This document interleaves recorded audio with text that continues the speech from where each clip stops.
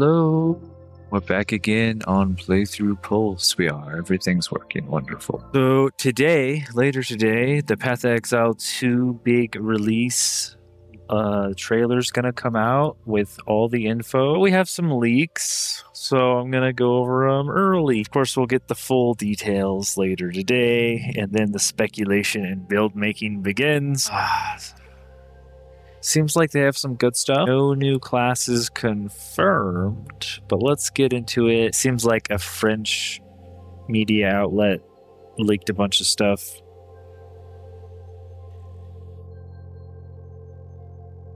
Called Kami. And then later in the stream, we will go into our Undead Goblin playthrough in Age of Wonders 4. So stick around for that. All we have here, I'm pretty sure Kami took down the post, but we do have it saved on Reddit and archived because apparently everything on the internet is here forever. Let me know. I have some background music running, as you can tell. Let me know if that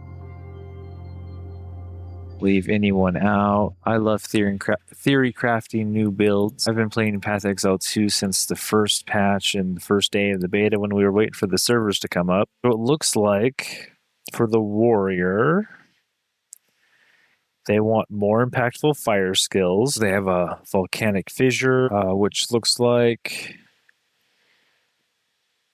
while dual wielding, both weapons hit with less attack speed, inches 2 fissures for 12 seconds, and it has a limit of 8 fissures at once. Then if you aftershock them, it'll spread. Forge Hammer, we get a new skill where we drop a hammer. A molten hammer crashes far away. It can be recalled or detonated via a war cry. Another combo skill, triggering additional volcanic fissures and creating a fiery arena against bosses. Very cool. We have Perfect Strike, which has a wider area of effect now. Now, I haven't played a warrior, so I don't have context for a lot of the warrior things. Blast no longer forces forward movement, is much smoother to use, and has a significantly increased ignition chance.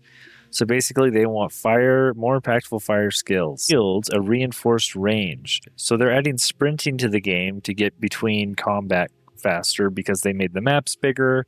People complain the game's playing slow, so they're not going to go and make the map smaller or make the mobs more dense. They're just going to give a sprint. So you already had some sprinting skills with your shield charge and shield wall ability. So they are going to increase damage based on distance travel, make it a longer cooldown but more impactful when you do a shield charge, so you can feel the difference between sprinting and your shield charge. Wall with has an expanded area of effect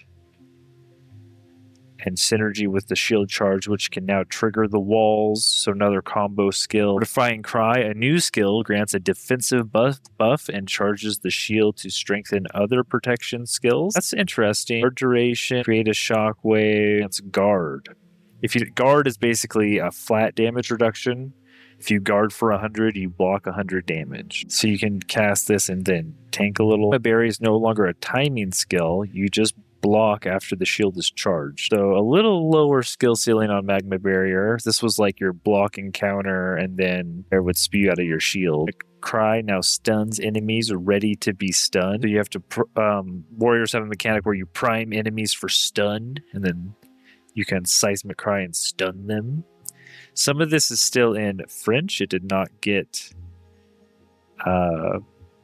translate, but we have some warrior totems here. There's 3 endurance charges to raise a totem that uses selected mace skills. This totem has no limit, cannot use channeled skills. So they did something. They have 3 charges, assumes 3 charges. So I don't think the totem used to consume charges, but now it does. They also have ways to generate charges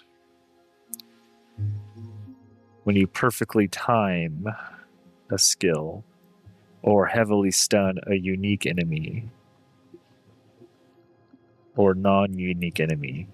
If you notice, I can't zoom in anymore, but all of the support gems now have levels. You have levels 1, 2, and 3 of your support gems. So if you use them, it would appear they level up with you. which is interesting. Seems fine. Your call grants an additional totem. The Great Wolf Howl and Warcaller's Balo supports. All bonuses are accessible with a single point. Oh, so this is on the ascendancy here, or the totem. What was this guy called again? I have to refresh my memory. It's been a while since I've played, and I've never played a warrior. The Warbringer. This is the Warbringer, the totem warrior. Cased in Jade no longer consumes protection on the first hit, making this buff much more reliable. They want the defensive abilities of armor in general. Armor is going to work on elemental damage, and evasion is going to give you 40% damage reduction when you deflect, and you only have a chance of deflecting. So you're not going to get one shot on a pure dex character as much, and you're not going to get one shot by elemental damage on an armor character as much, supposedly. They have a new, and that's through this new buff on armor. 17% of armor applies to elemental damage taken from hits. So you're going to want that on your armor. That seems kind of mandatory if they're balancing the game around it. If you take an elemental hit, I mean, essentially you would want as much of your armor to apply to everything. If you're specifically only an armor character and you have no energy shield or evasion, it's more and more important to have that. So it's good that because essentially how it works now is energy shield works against everything. Evasion works when it works and it doesn't when it doesn't. And armor works only on small physical hits. Big physical hits go through armor, and elemental damage goes through armor. So they are fixing some of that. Essentially, my last two characters, in the first season, I played a sorceress with energy shield. And then in the second season, I played an Amazon with evasion energy shield hybrid. But I ended up going more and more energy shield towards late game because it was so much more reliable. It's nice that they're trying to not force everyone to go into energy shield. We also have lineage supports, which are support gems that are dropped. They are like unique support gems. And they have some examples in here, like Wrath's Assault, which makes it so you can't reload crossbow ammunition, but you automatically reload when you dodge. Only on the supported skill. This is just a support gem that affects one skill. They've also made it so that exclusive in-game support. They've also made it so that you can use as many of any support gem as you want, whereas previously we were locked to one support of each type of support gem. I don't know if this says exclusive in-game support. I'm pretty sure if you had multiple of these, you could put multiple of these on multiple skills. So you're really only restrained by how much you want to farm and how much wealth you have to trade for these. Zarkoth's Refrain, so you're going to have to kill Zarok for this one, more than likely. And supported skill Echoes 2 times for a mere 130 cost multiplier and a 5-second cooldown. It's pretty good. And you see we got a little lineage tag up here for it. Echoing 2 times basically means the spell casts 3 times. So it's going to cost you a little bit more mana, and it's going to give the skill a cooldown, but the skill is going to blow up 3 times, essentially, whatever you're looking at. Whenever I put Echo on some of my strongest abilities on my sorceress, and it went a little crazy. Scion's Temper, gain 1 wild shard on casting supported spells. Spells have a 20% chance to fire 8 additional projectiles in a circle per wild shard. So if you don't know, wild shard shoots the supported skill already in like a spiral around you, and then each one of those has a 20% chance to fire 8 additional projectiles in a circle around the wild shard. So essentially you're going to get a spiral shot, and then each one of those little spiral projectiles is going to do a circle shot. All wild shards are lost when supported skills fire projectiles in a circle. So I guess so one of those.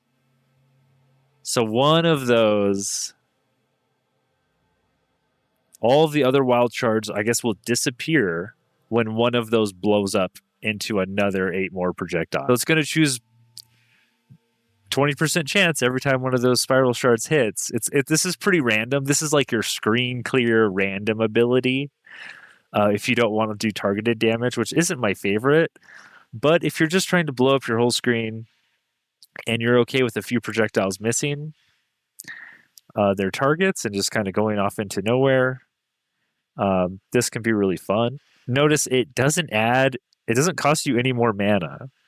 You can throw this on for just 5 intellect and take up one of your support gem slots, obviously, but it's not increasing the mana cost like this one is.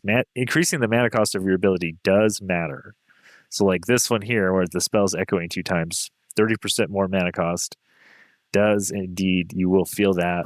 You got to make sure you're balancing that out in your build. Y'all's Desire, +1 to the level of supported skill gems, and plus 10% quality of supported skills. Yeah, that's super, super duper strong because of the scaling of gems in this game. If you look at just any random skill like Chaos Bolt, you can come down here and you can look at all of the damage on most of the abilities scale exponentially.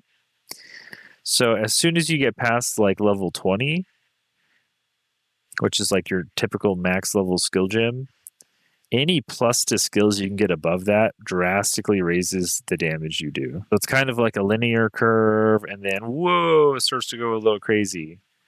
The difference between a level 25 skill and a level 30 skill is huge. So plus to skill stacking, very strong in this game. Would recommend. Oh, my background music stopped. It got quiet.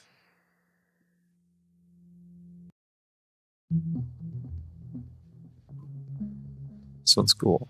Arjun's Metal next. Ammo Conservation, 35% chance to load a bolt into all crossbow skills on dealing killing blow with supported skill. If you have a finisher,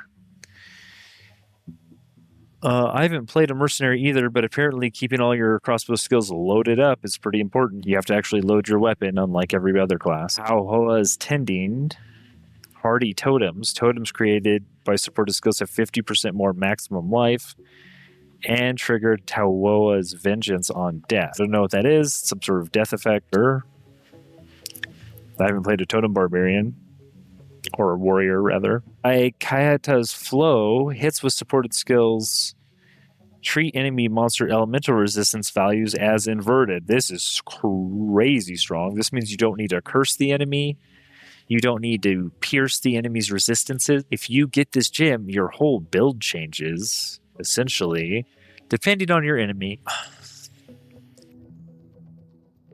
Boss is on here in a while. Desht? How do you spell that? There's an H in there.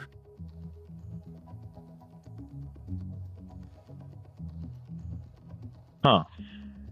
It just took me back here. That wasn't very helpful. I guess these are just the items into it. Well, needless to say, once you do find where the boss's stats are on here all the pinnacle bosses have like 75 resistance, which equates to minus a lot more than that in damage, the way the math works. So if you can turn that into negative 75% resistance, it might be capped. Also the cap on the other end, if it's capped 75% positive,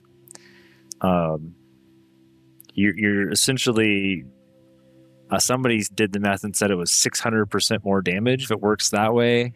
Or at the very minimum, if you interpret it a different way, it was like 200% more damage or something on exactly how it works. So no matter how it works, it's crazy strong.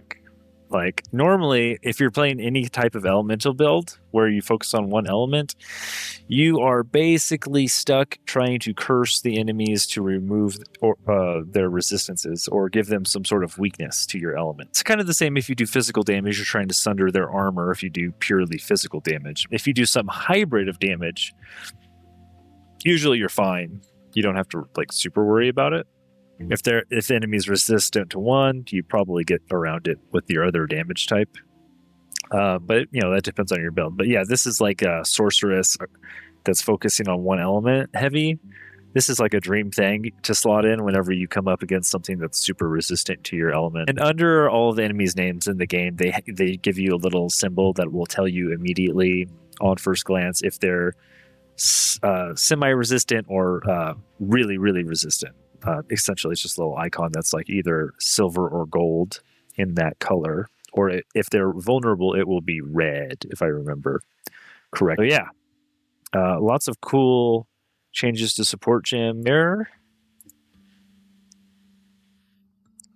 There's the Ranger rework. They wanted to make the cold stuff better for the Ranger, and they wanted to make it so that a lot of the jumping attacks weren't as annoying. Escape shot is going to make you jump back even further, so it's actually useful at escaping. Then they're going to give you a few more gems to do frozen synergies with ice-tipped arrows and frozen spite, freezing salvo, and then snipe can blow up the frozen state of enemies now. Then toxic growth used to have to jump over the enemies to put down the toxic growth. Now it's just like a normal arrow shot, so you don't have to jump into danger, potentially killing your character. Domain makes a poison zone around you and forcing all of your attacks to generate toxic pustules directly attached to enemies. So this is like a buff zone, kind of like the Seal of Power from one of the staves that the sorceress uses. Put this on the ground and then try to stand in it and fight in it as long as possible. That's what it sounds like. While in the bloom, you have increased skill cost, regenerate life, and your projectile attacks attach a toxic pustule, which can be poisoned. Okay, and detonate. So yeah, there you go. You're just trying to fight out of your circle. Pretty cool. Shooting arrow is one of these where you jump over the enemy and shoot them in some cinematic scene and get them with the electrocuting arrow. Then you have to pump them full of lightning damage so that it'll electrocute them. It's just a regular arrow.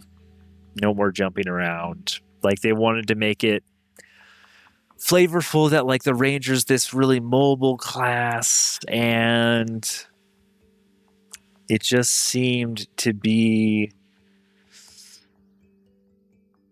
like hindersome, because when you're locked in that animation, you're not doing your other ability. You're just locked in this really long jump animation, which like if they wanted to keep that means that jump animation has to like kill something. It has to do a ton of damage. Like of all the attacks that you could have done from a safe spot, not only are you not putting yourself in a dangerous spot more than likely, you're also taking a long time to do it. So they said, screw it.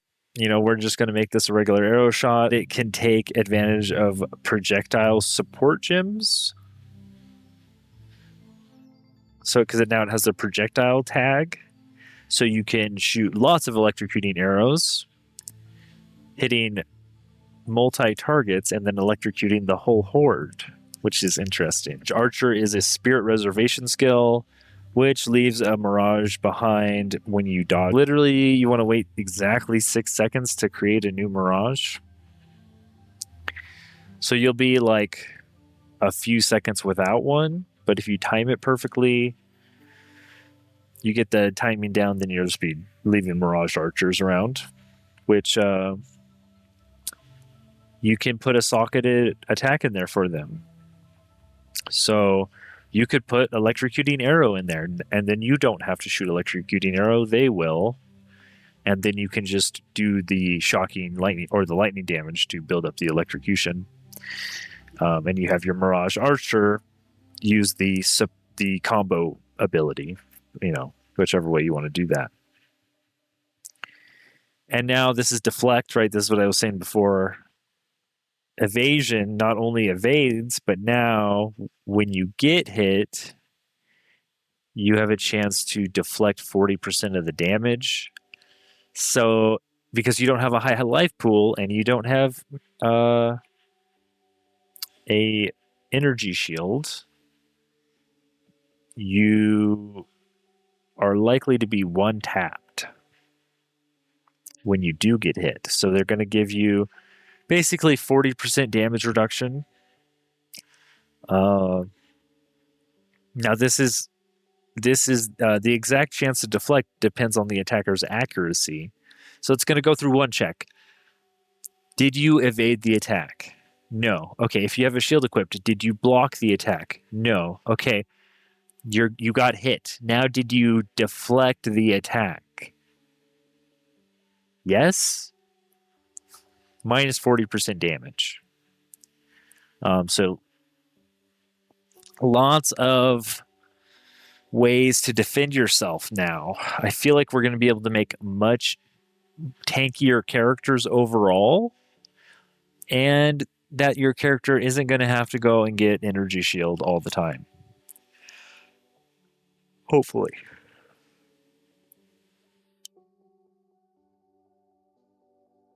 I don't know what I'm going to play. Hopefully by the time we're done with this, I know what I want to play in the next patch. And the hunters block and parry. Everything is now blockable and parryable, with the exception of red attacks from bosses.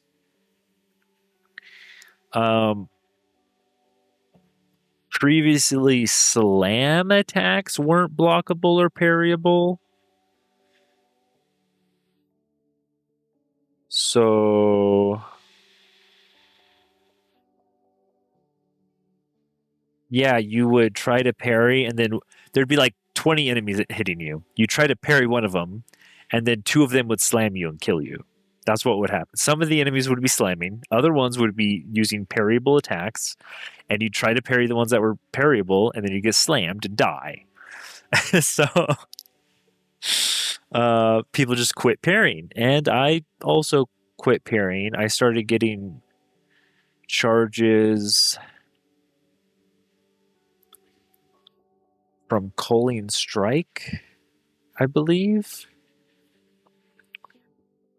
Or critical strike. I think I was criticaling enemies for charges, and then so I didn't need to parry anymore at some point. I was just riding my Roa throwing spears and using this like a hunter's mark or some ability to help me crit and get charges. So yeah, I quit engaging with this mechanic just like everybody else. Oh, sorry, let me get the chat back up here. So hopefully you can actually play your build to end game. Between Act 4 and the end game, instead of doing cruel difficulty, so you don't have to play through the whole game a second time, you're just going to play through Act 4 and then the Curse of Holton, the Stolen Barya,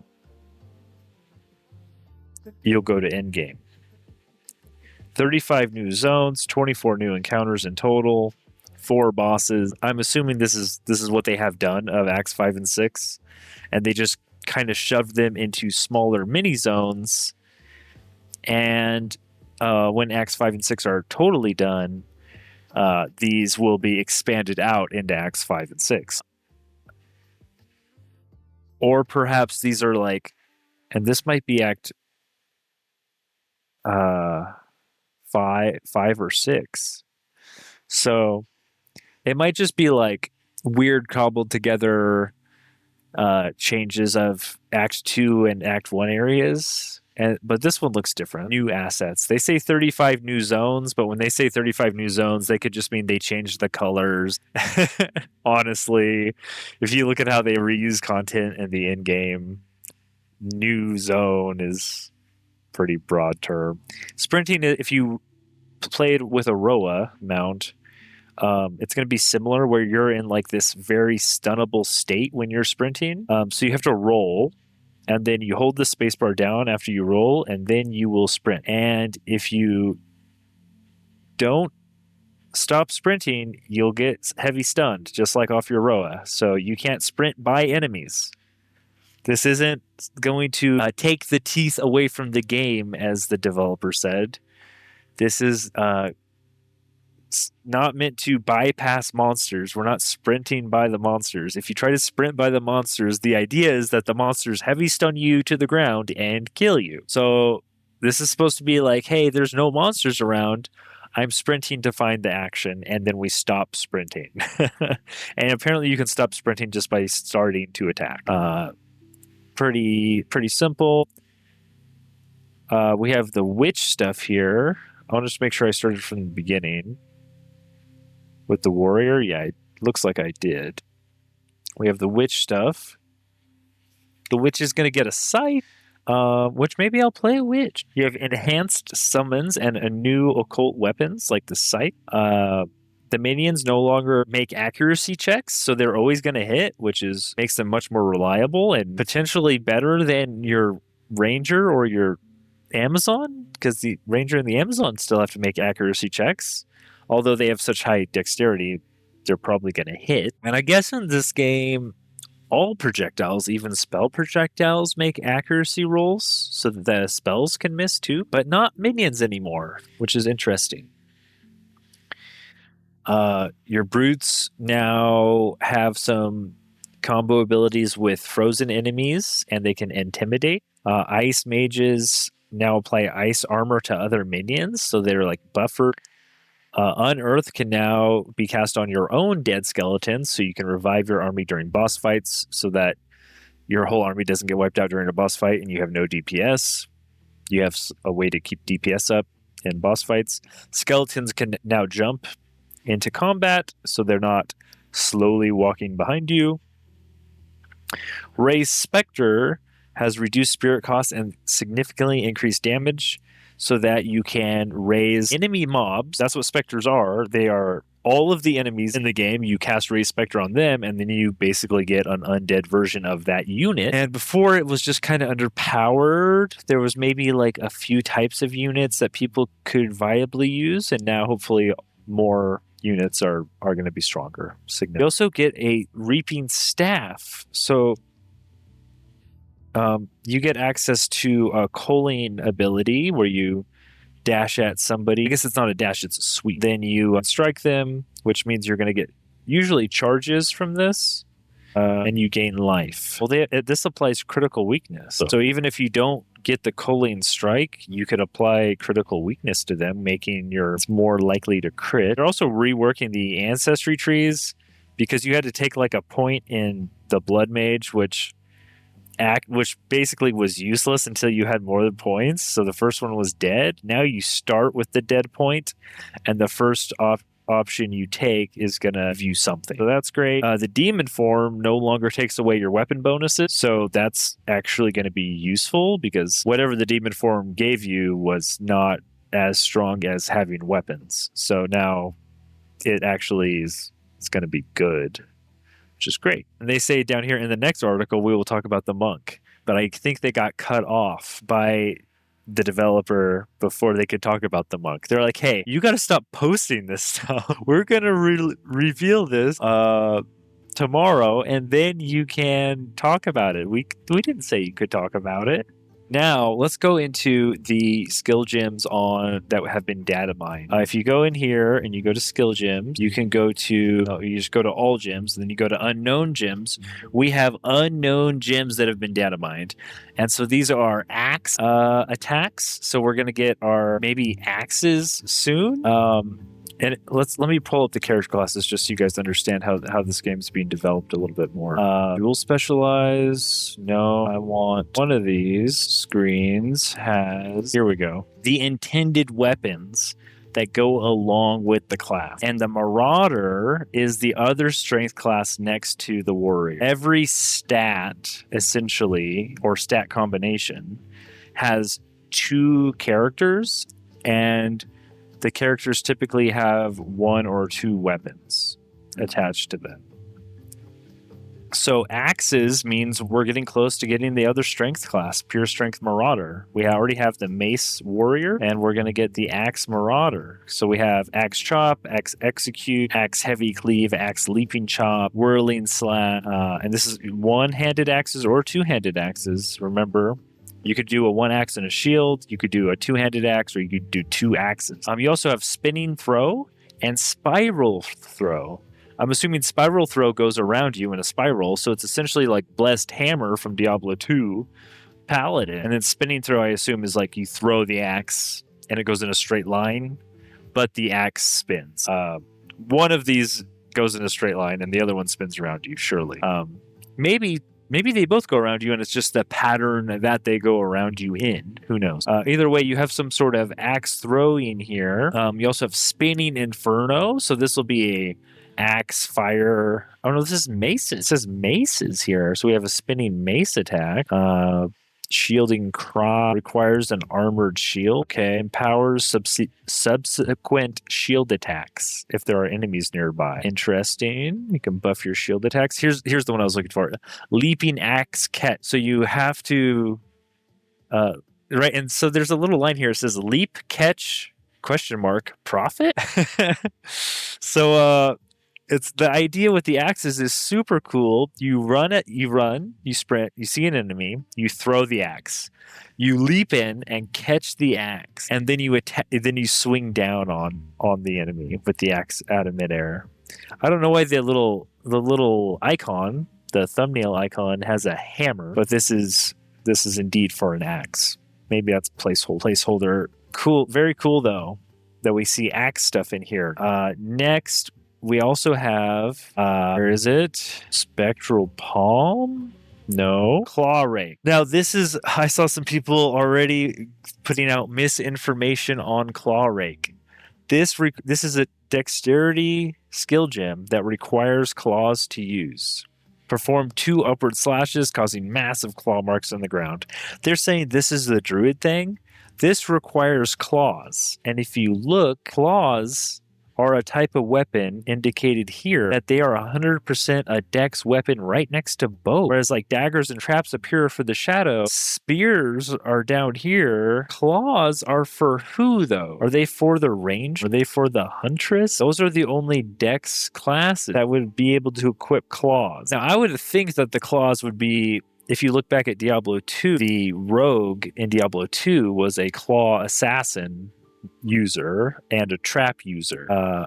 There may have been daggers too, but sure enough, they have claws here under 100% dex weapons. So that is for sure alluding that we're getting close to having claws in the game. It just isn't extremely clear to me which class is going to use the claws. Even here, you see a picture in the icon. Those are 2 claw weapons. Maybe it's for the huntress. Maybe the huntress is kind of it might make sense to use claws instead of a spear. We don't have all of the character ascendancy classes, right? So we're gonna have 3 for everybody. We don't have 3 for the ranger or the huntress. So there could be a more claw themed melee one. We have the ritualist, but that was like dark theme. These are both, I don't know.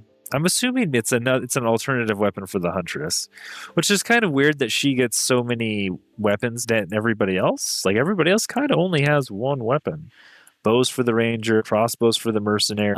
It is interesting that we're seeing claws come into the game. Because if you look down here, we have Maul, which is very clearly a druid bear skill, and this requires you to be unarmed, which means and it also shapeshifts you into a bear. Right, so you shapeshift into a bear and then you become unarmed, which worries me that it's going to take away your weapons like the witch's demon form did, which they just reverted. Because if you take away the character's weapons, you have to give them a crazy amount of power to make shapeshifting worth it. But here we have an unarmed maul attack where you shapeshift into a bear, and it takes an additional half a second to attack time if you're not already a bear. So that's like your shapeshift time. If you already are a bear, presumably you could just continue to maul at a faster attack speed. So that's pretty cool. We also have an absolute ton of cast while stunned, while channeling, increased cooldown when you block or when you inflict an ailment. You have another demon companion minion, so a stronger type of minion, a demon magus, which can cast spells you give to it. Minions from those skills to revive even when they would normally not be able to do so. Okay, so this is like maybe... Oh, Oh, this is more DPS and boss fights. So this is another way so that a boss doesn't wipe out all your minions in one blow. Then we have a bunch of frozen stuff. Frost Hunger, Frozen Vortex, Hoarfrost. Just really helping out the Frost sorceress, which is sick because I played a Frost sorceress or a Cold sorceress and the first patch, and I was a little underwhelmed. One thing in particular, I told them in my feedback, so I take credit for this, is it was super annoying to get blocked by your ice crystal walls. And if you look in here somewhere, if I can find it, they gave you a skill called something that lets you walk through your ice crystal. This says instead of creating ice crystals, you create a chilling area which deals cold damage, which is interesting. Like, I don't want the ice wall at all, but even cooler than that is you can create an ice wall specter. Nope, that's not it either. Ice Walker, here it is. While active, you can pass through ice crystals. You can also passively generate ice crystals nearby at a rate increased by cast speed and gem levels. A spirit gem that just creates... And now, if you don't know how the AI works in this game, the monsters will just attack your ice crystals. They see the wall as an enemy minion unit. So the fact that you can create ice crystals and then walk through them, no matter what's going on, and put a wall between you and the enemy means that your defenses don't matter quite as much if you can position appropriately. This is pretty strong and leads to a pretty safe playstyle. It might not be the fast in the world. Actually, see, it was really, really slow the way I was playing with the ice crystals. But it does kind of feel like cheating when the monsters just don't attack you anymore. Cool. We also have one knife ability in here, and we'll see that this is a spell and a projectile, which is pretty cool because if you look here, daggers are 50% dex and 50% intelligence. And knife flip throws an arc of knives, but it counts as a spell. So it can combo with a lot of spell stuff, which is very cool for our shadow. If I wish there was a shadow confirmed, because I would definitely say I was playing it. With this few amount of shadow stuff, I highly doubt it. I think at the most, we'll get a few axes in the game, if anything. I could see them definitely putting all the ice spells in the game. There's no reason not to put all the ice spells in the game. And all these cast on whatever, meta gems. No reason not to do that. If they throw a few axes into the drop pool before putting the Marauder out, I don't know. They could probably not do that. They'd probably want to release that all at once. But they have quite a few axe skills here. Maybe not enough to make a full build, though. So they might not want feedback on that stuff. I would wait till you have the whole Marauder class and release axes at the same time. But giving all this stuff to the Sorceress is fine. Giving all the minion stuff here, detonate minion to the witch seems fine. You could just do that right now.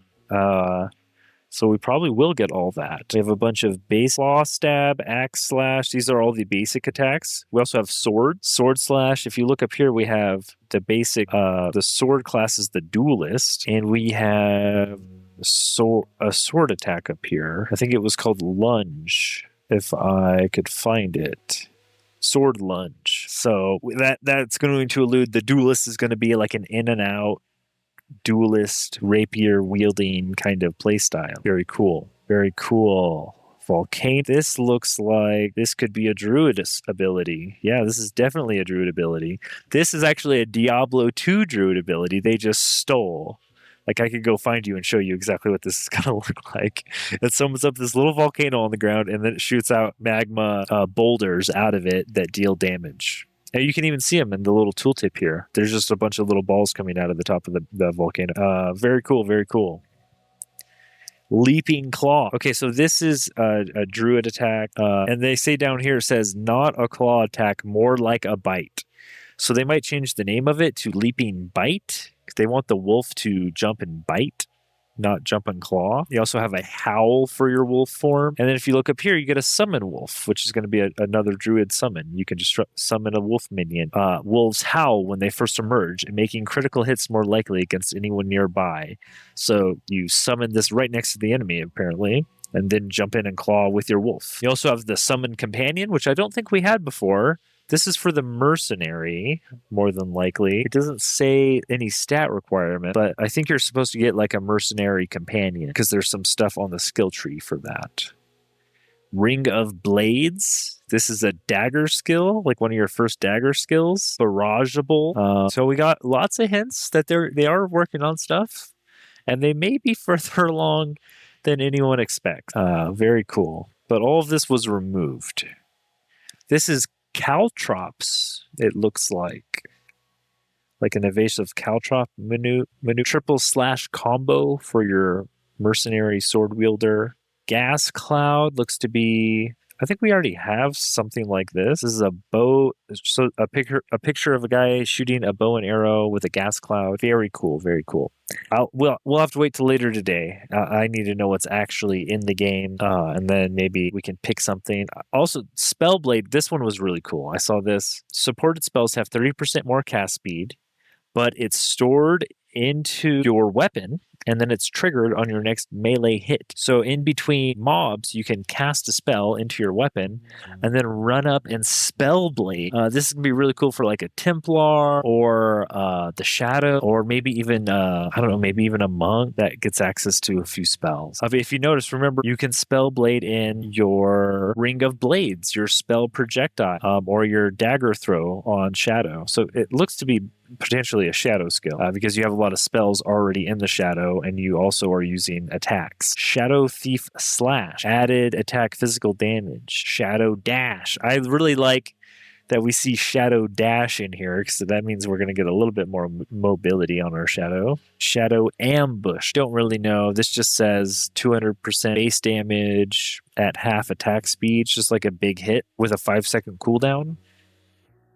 But yeah, this gives me hope. We're going to have some cool spell attack combos in the Shadow and hopefully be pumping out big damage and throwing daggers across the whole screen and dashing around, flipping around with knife flip, hyper slash. Oh, this is a claw attack. Requires claws. I don't know. Oh, wait, the claws. This is a claw attack that's Dex Int. I think this other page is wrong. I think this is wrong. I think claws go up here instead of traps. I think we're going to be able to use daggers and claw for the Shadow because this claw attack, equal amounts of Dex and Intelligence. So it is just the Diablo 2 assassin, which is great. That's exactly what else would we want? Like that's why we play this game. Is to go back and play Diablo 2 again, essentially, with better graphics and more build variety, more interaction and stuff. So very cool. Glad to see that. Just checking on things. How's chat doing? Welcome to the stream, everyone. Welcome. Well, I think that's enough looking at this stuff. Plunging Blades looks like it creates some sort of line on the ground. So much cool stuff, though. Shroud. Gain stealth after not using skills or being hit for a short time. So this is be like a shadow ability where you go invisible in between packs. And if you didn't play Diablo 2, Shroud gave you resistance to a bunch of elements. It wasn't like invisibility. It was like a defensive buff. So we'll have to see what they want it to do in this one. It does show a guy stabbing somebody in the back in the picture. So mobs won't target you as quickly, and it'll help you get the drop on the next pack, which is cool for like an assassin feel. Instead of the mobs running at you, you're running at the mobs and choosing when to engage. Very cool, very cool. Detonation. Detonates stuff. It just says detonates stuff. Oh my gosh. Wow.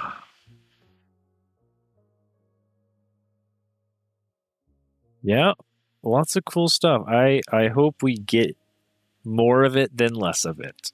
Either way, I'm thinking, depending on how much they actually add, I haven't played a witch, and I know the witch is in a pretty good spot, especially with the new buffs. A lot of people were already playing the lich. It seems like they buffed the Infernalist and the Blood Mage, so that's good. But like patch 1, I played Stormweaver, like I said, because that seemed to be in the best spot. In the second season, I played the Amazon because that seemed to be new and in a good spot with a lot of support, and it was very strong. The monk is still fine. I think like the monk's always been fine. Deadeye's always been fine. I think the Witch has been kind of hurting with these two ascendancies, but the Lich has always been fine. And people kind of talk bad about the strength classes, but they are buffing armor with those in general. Is that all of the damage, if you go to any of the damage gem, is exponential damage scaling. You just go, like, pick Infernal Cry. Just a random skill. This one is not as exponential. It's actually the opposite. It's linear, and then it scales less. So some like the War Cries don't scale exponentially, but the main clearing abilities do. Like Stormlance. This one will scale exponentially, surely. Oh, wow, never mind. This is Chains. Where's damage? We don't have a damage chart on this skill, I guess. Freezing Salvo. Wow, okay. This is freeze buildup and missiles accumulated. They don't have the damage scaling chart on this either. Maybe it does. Does it not scale with damage as you gain gem levels? I'm sure it does. Sure it does. What about Bone Blast? Yeah, here we go. This is exponential scaling that most of the gyms scale like this. More than likely, if your main damaging abilities will look like this. So as long as you're getting extra levels to your damaging abilities, you're getting exponential damage scaling, which just goes through the roof. If you can get up to like plus 10 gem levels or plus 15 gem levels, it's going to be pretty crazy. But your defenses don't do that. And apparently the enemies also do this. So as you get into the late game, the enemies deal more and more damage. So you just have to kind of focus your entire build into not dying if you want to play the game, which is, I mean, that's a way to make the game, which to me feels like you absolutely just want a shield, first off, because it gives you block chance that you just don't get if you don't use a shield, which is kind of broken. Shields are kind of broken for that reason. You get another defensive layer of 26% block chance with an 80% increase. Like these big shields, 25% block chance. And if you go down to the bucklers, they're only 20% block chance, but that's still a whole nother defensive layer that you don't have otherwise. So, dang, to me, it's like shields are just so OP in this game that, and they only have so many types, right? So they have pure strength shields. Then they have the strength dex shields for the duelist, because the mercenary uses a two-handed crossbow. The mercenary can't use shields, but the duelist can use one-handed swords and a shield. So they have shields for the duelist in the game, even though they don't have the duelist yet. And then they have the strength intelligence shields for the paladin or the Templar. They don't have him in the game yet either, so I don't think they have a ton of shields like that. So here's some strength ones, here's some strength dex ones and what they look like. And then here's the strength int ones. So they do have these shields in the game. They have as many as you could ever want of all of these shields. And then they have, I think they went away with the old naming convention too. They used to have like expert, because what they do is, right, they use all of their their thumbnails once, and then they go through and they use them all again for a higher level variant of the same type of shield. And the old naming convention had like expert or master crafted or something. But now you see here, like, this is the Omen Crest shield. It's a strength int shield, level 36. And the very last shield is the Vol Crest shield, strength int shield, level 75. Same icon. So instead of master crafted or whatever, they went through and actually renamed everything, it looks like. From what I remember, it's been a while, so you have to bear with me. Do we have claws? We do have all the claws. We have the Razor Glass Claw, Armored Claw, Talon Claw, and these are pure dex weapons, which is very interesting that they're pure dex weapons, but the skill to use them was a dex int hybrid. Typically that means, I mean, it's not impossible to do that as far as your stat allocation goes. It's just you have to stretch yourself very thin on your passive tree. Because when you go to your passives, you get this giant. See if I can navigate this website. The passive tree. You have this giant tree, and these travel nodes give you +5 to any attribute. And then these notables are like bigger effects. And going to the notables is like a little bit of the notable on the way there. And you start in the middle, you work your way out from wherever your class starts. But every once in a while, let's see if I can remember where it was, you get one big buff, like +25 to dexterity. So if you want to use dex and intelligence abilities, the requirement is going to be very high. If you also want to use a full dex weapon, so you're like this dex weapon requires 148 dex, and a max level gem requires about 148. Let's say Spark, for instance, 205 intelligence at max level. So it's not going to be that bad. Let me see if I can find a dual classed one. Like, do we have any, like a monk ability maybe, or a crossbow ability would work? So a max level of this, you're looking at 102 strength and 112 dex. So it's not that big. 112, and then you need 148. So it's not that big of a deal. You need 148 dex and 112 intelligence, and you could use a Talon Claw with the level 20 Claw attack gem. You just need a little bit more dex than intelligence. It's actually not that big of a dip. It does stretch you a bit, though, if you're on your tree. I mean, it does. It really does. It is hard to get all those stats. It's not like super easy. You are giving up stuff, but it's totally doable. Like I did it on my Amazon. On my Amazon, I'm wearing a pure intelligence headpiece while using full dex skills. Now that is as a hybrid as you can get. That's 2 full stat. So if you go to items and you go to helmet, you can see a full dex headpiece, or a full int headpiece rather, is 108. That's not the one I was using. I was using this one, 108, but I was using the higher level version of it. This one, 139. So I needed 139 intelligence, which is a ton of intelligence. And I was using a full dex skill gem for lightning spear. So 205 dex.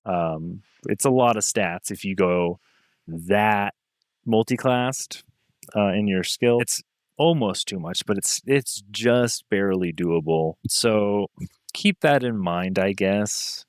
But essentially, when you're looking at how do I equip one of these shields? If the shields are so good, well, the full strength shields are going to be the hardest. But the strength intelligence shields are not too bad if you're an intelligence character already. And the strength dexterity shields, if I could find one, are not going to be too bad if you're already a dex character. If you're already a strength character, you can just use a strength shield. But if you have some dex in your build, the thing is we just don't have a ton of the weapons yet to mix and match all these. I feel like the way I understand the game, I would be happiest playing like spear and shield, it's kind of what my Amazon already is.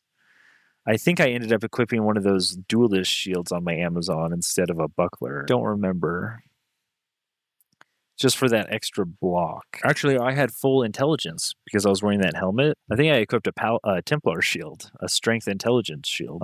So it's pretty easy, but once we get like daggers in the game, we already have all of these, but they're just not in the drop pool. Dex intelligence daggers. Very cool. You'll be able to use these, like one of these, and then you could use a Templar shield to give you that extra survivability in the late game. Or once we get the swords, You can use one of these one-handed swords. This is cool, Energy Blade. And this will be easy because they have literally shields made just for this class.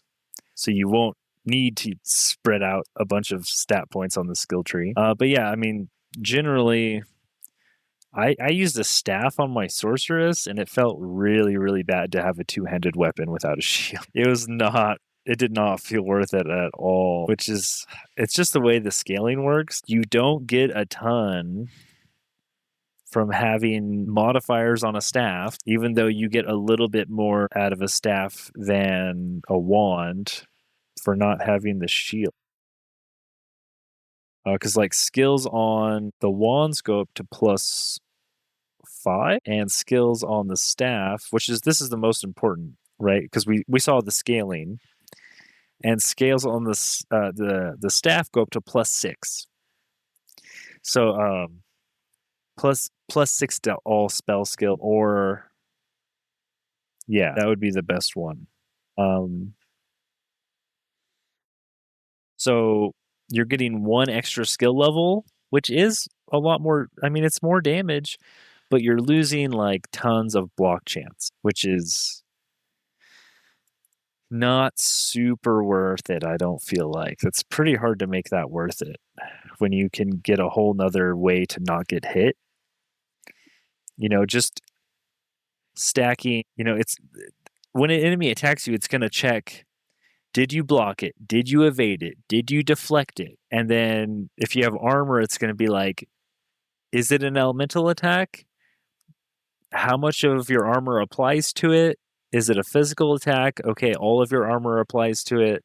And then, do you have energy shield? Okay, we're going to hit your energy shield instead of your life. There's just so many layers that, I don't know, just adding another like 50% chance not to get hit from your shield essentially is doubling your life. Like your life is going to go twice as far, which like doesn't have diminishing returns, like getting an extra 100 armor or an extra 100 energy shield or an extra 100 evasion. It starts to you hit diminishing returns, not exponential scaling like damage. So getting lots of different layers of defense that stack just is so good in this game. It makes me feel really bad for these classes that have two-handed weapons. Obviously, you can run them. You just have to have really, really good gear so that you don't have a chance of dying. You need that much better gear. Whereas I feel like if you just can wield a shield, you're kind of getting a lot of power for cheap. You don't need to have a very good item. You can just throw on any shield with +% block chance, and it's going to be so much better than like your two-handed weapons that are like even a really good two-handed weapon. You could lose a few plus to skill levels or a few damage on your two-handed weapon going down to a one-handed weapon. And just having the shield makes the game so much playable in the high-tier maps. Especially when you're punished. You're punished pretty hard for dying at the end of the game.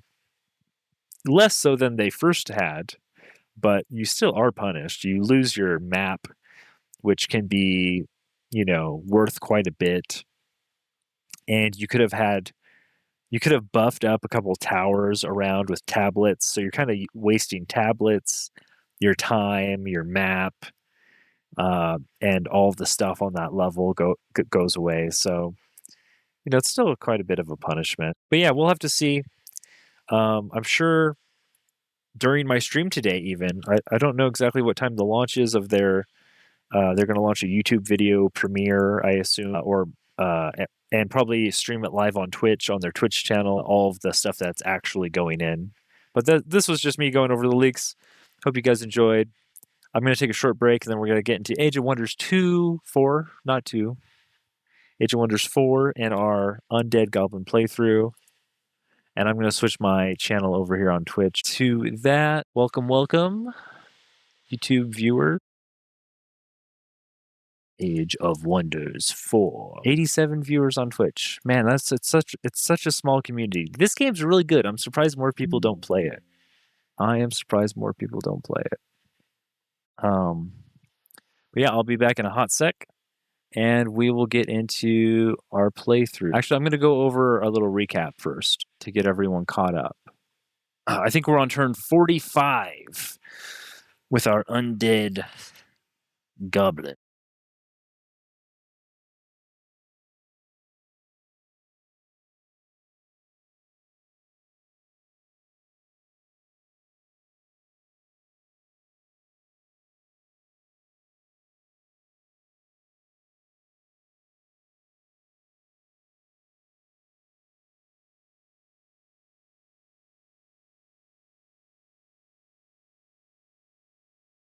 Don't forget to hit that subscribe button. I'll let Google and YouTube know that I deserve a cut of the ad revenue.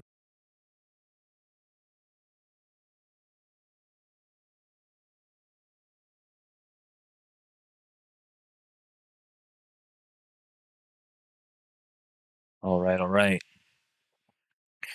Where were we?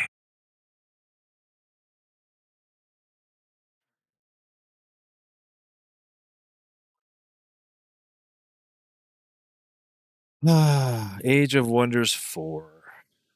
So we started the Sehiran Oasis Story Realm 2 of the Empires and Ashes DLC, where you are put with a bunch of the story characters in an oasis in a test to get a seals victory without going to war. And then you're attacked by the Commonwealth Remnant leader, Edward Portsmith was his name. And we started off as a Eldritch Sovereign Warlock with the Tome of Necromancy, with a goblinoid race with resistant, tough, and desert adaptation.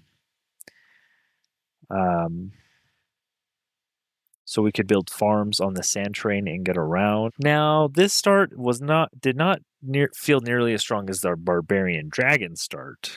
That one was very strong from the beginning. We actually had to spend some turns healing in the first couple turns with this setup.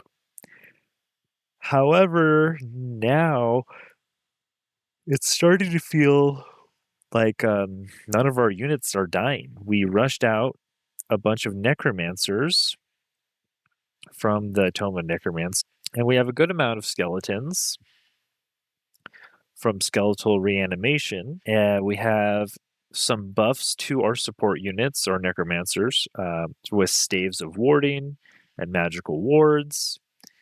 And then here we kind of made a little fumble. We actually started the Tome of Summoning before the Tome of Souls. What that means is that I didn't summon Banshees yet, but I do have a few bone horrors now. We still need to research Banshees and start summoning them. It's just that my army's so big that the upkeep cost is beginning to be a restraining factor on my army size. So we're going to probably try to get army leaders that reduce unit upkeep so that we can get an even larger army and keep getting these newer, higher tier units on the field. I feel like that'll just keep our economy in the positive and keep us moving.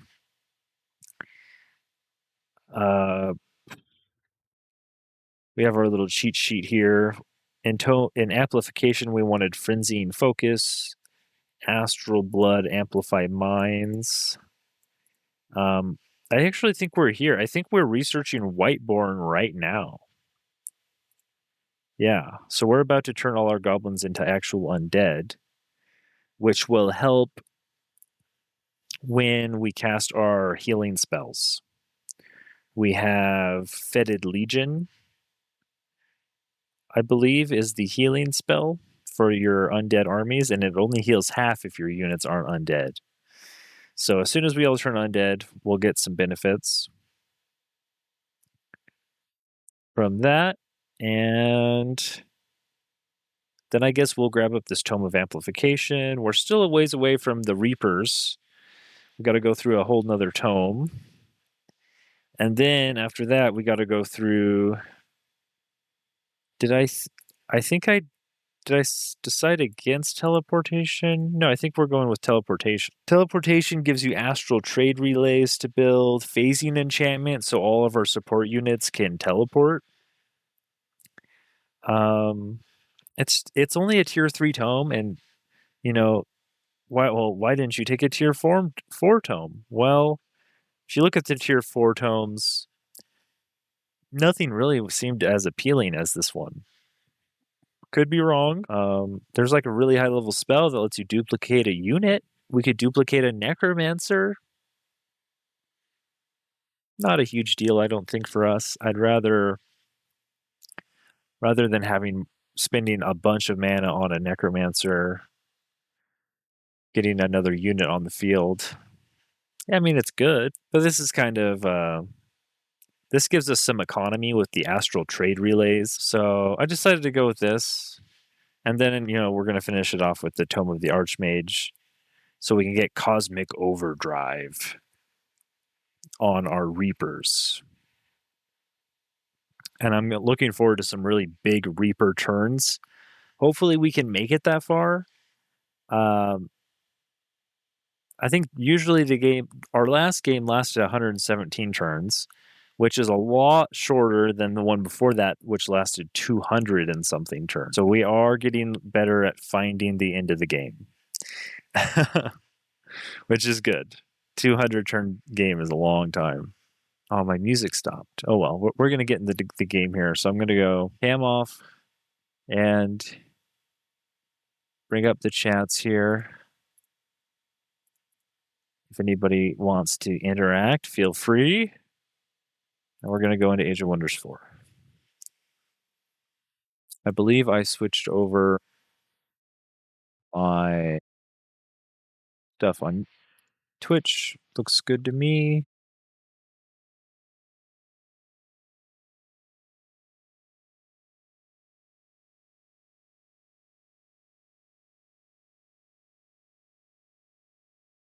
And we're going to get back into it. If you came for Path of Exile 2 or Age of Wonders 4 or one or the other, well, thanks for sticking with me. I'm kind of doing multi-game content right now. So it's going to be hard to capture all of one audience, but it is what it is.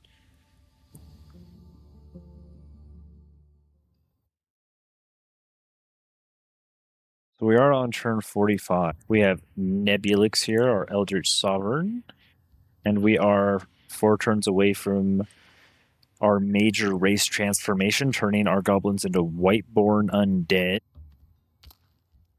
I think we're going to this Howling Castle next. Got a pact of cooperation with Oleanus, and we are trying to dump our... We can't boost right now. We're trying to dump our Imperium into Gore Pit. We kind of don't want to go to war because we want to keep our allegiances.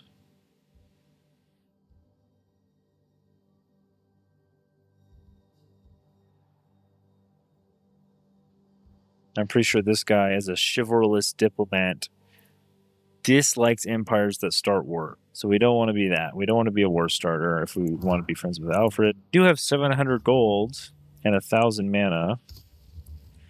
So we could do 258 souls too. We could do a Thrall Effigy.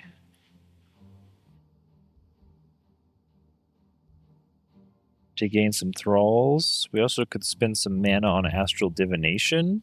Spend our mana. We have 1,000 mana. These guys are going to stop the Pillager. And that should be that. I don't need any more skeletons.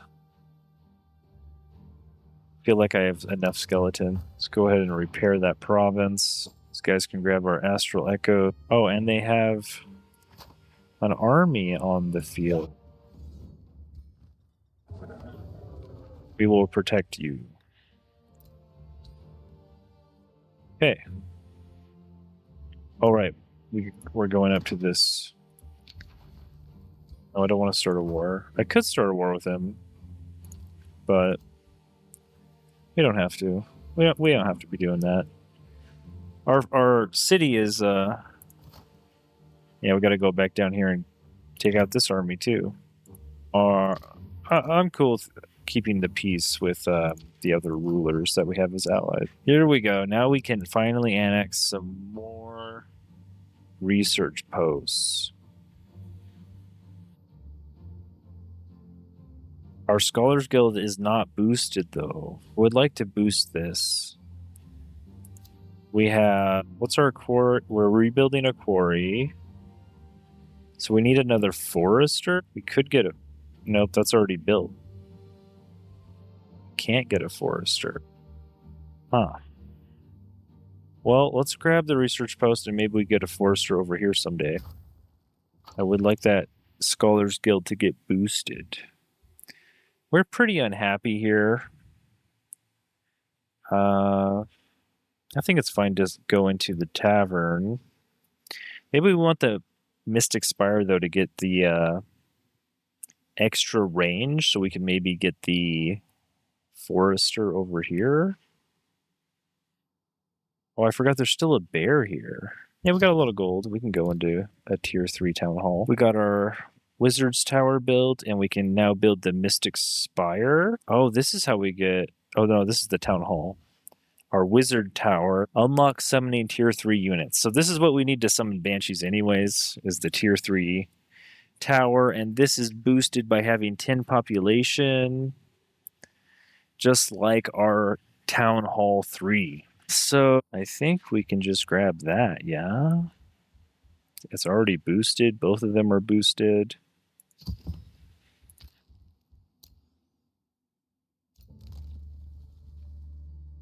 Oh, we can get death magic. Yeah, that's pretty good. Oh, we could also get focused studies. Good there, too.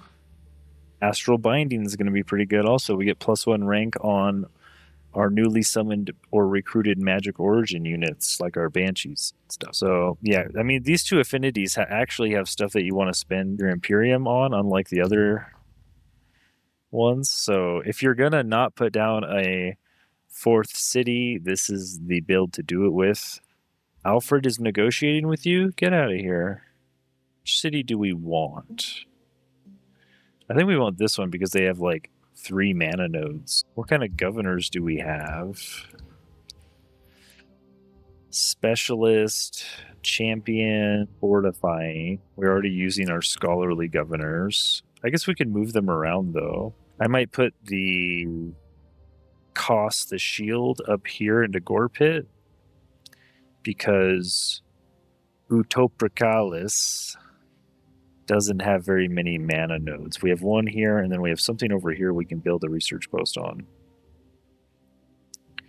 But that means we need to get Gore Pit up to Supreme Vassalage, which this takes a lot more Imperium doing it this way. I would rather just conquer the city, but whatever.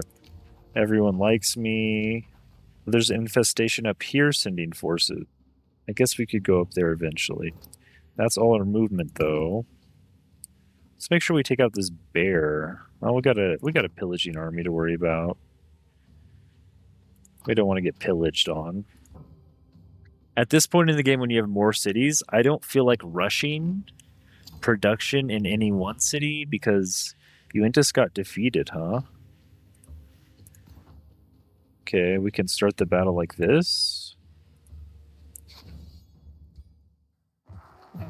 And let's just see how this army's fighting. I like watching every once in a while, just to see kind of what's going on. We started the fight with the polearm unit, so he's alone. They have mostly melee units. We bolster up and defend. Strengthen. And shoot. And then our shield runs in. Our mounted hero defender runs in. Everybody gets in melee range at about the same time. That's pretty good. Although our skeleton boys got flanked. Ooh, that was a nice 15 damage on their attack of opportunity. That's a nice arrow shot. Did about 40. And remember, these are all undead, so these necromancers will just revive them if they die. And eventually everybody will be undead. So the necromancers will revive everybody when they die.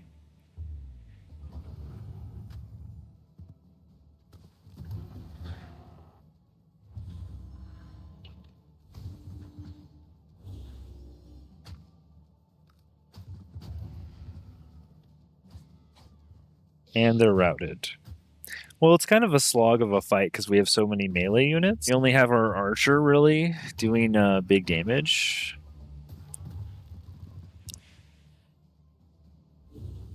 At least we have the archer, I guess. Oh, and look, our skeletons did die and get revived. So that is why we are not losing them. And you could recruit so many more, even if they were to die, for like 15 souls, which is nothing. We could have an absolutely massive army if we wanted. But you have to remember, each one of these guys has upkeep. So if we look at our army, let's just look at one unit. This guy, I guess that's only 4, right? It's only 4 upkeep, but that adds up. 4 mana. I think it's cool how it's a cat unit and it's a cat skeleton. That's pretty cool. It's like these guys. This is a Moleman skeleton. They have different skeleton models for every race in the game. It's very cool.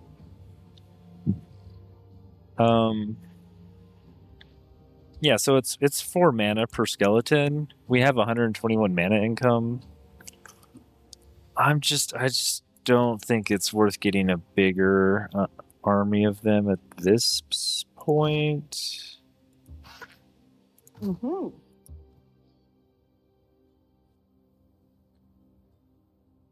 We can stack our heroes and like drop an archer and go in here. Oleanis. They claimed it. I still want to enter. Can we negotiate? No, I don't want any of this. I guess not. I'm going to go in anyways. I want the experience. I don't want to do that. This is an 80% check to make the fight easier. Good. I would have been upset if we failed. Okay. There's just a couple flow serpents. I mean, we could watch it. It'll be short. Just kind of see what everybody's doing. We summoned up 2 wyverns from our heroes. We have a warlock and a death knight. We just start the battle with extra wyverns. Everybody gets strengthened and fortune from some buff spell. We got a huge electrocute from our elementalist. And then we got a huge charge from our death knight. And it's over. That's what happens when you stack up your heroes. And we get a bone horror. I will raise a bone horror. Heroes and Horrors Aftermath. You take a short moment to look at the fleeting lights before shifting your gaze downward again. Many bodies lie strewn across the ruins. A few of the lights float to the bodies as if saying goodbye before disappearing into the sky. 2 of them waver, floating nearby. They seem to want to lead you to their possession. 2 freed souls linger, wishing to lead you to their mortal possessions out of gratitude before they move on. Which of them do you follow? Follow the soul of the commander, who fell wielding a heavy lance of the whirlwind. A tier 3 heavy lance of the whirlwind. Oh, you get whirlwind strike. Now, the thing about whirlwind strike is that it's not a base attack. We're not stacking a bunch of unit enchantments that affect base attacks. So yeah, I mean, it's not a huge deal, but I don't think this is a huge upgrade. It does have a chance to poison. We could get 252 gold, or we could get 74 soul. That's pretty good. Or we could get alignment.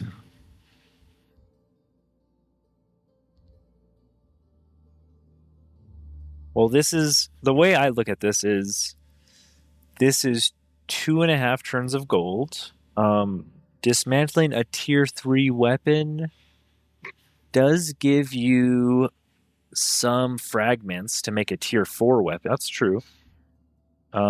74 souls is 7.5 turns of soul. So, yeah, maybe I just take this to dismantle it, because we do have to build. That's really, really far away, though. I guess I'll take the souls because I could actually leverage that in a meaningful time frame. Okay, now we got to remember how our units were stacked. We had...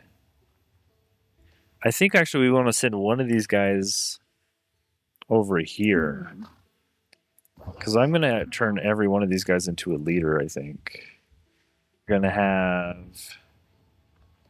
I guess we'll keep the Elementalist over here, so we're going to send Cost the Shield over here. So we'll have a warrior and a shield unit and a range. That seems fine. I don't have any movement on him this turn. Don't have much movement on anybody. Guess we'll just wait. You guys can head towards the bear. I guess I'll also send one of these bone horrors to this army, so we can spread out the bone horrors a bit.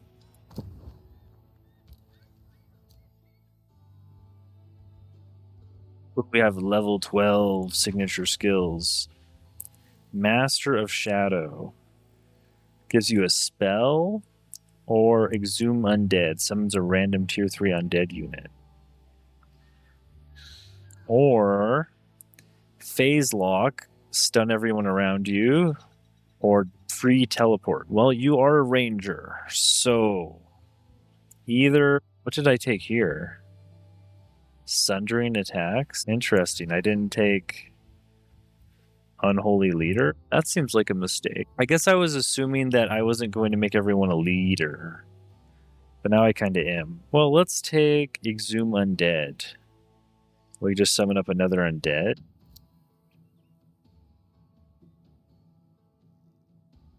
Well, this is one of our big damage dealers. I mean, there's always a turn at the beginning where they could cast this summon spell. They don't always do it.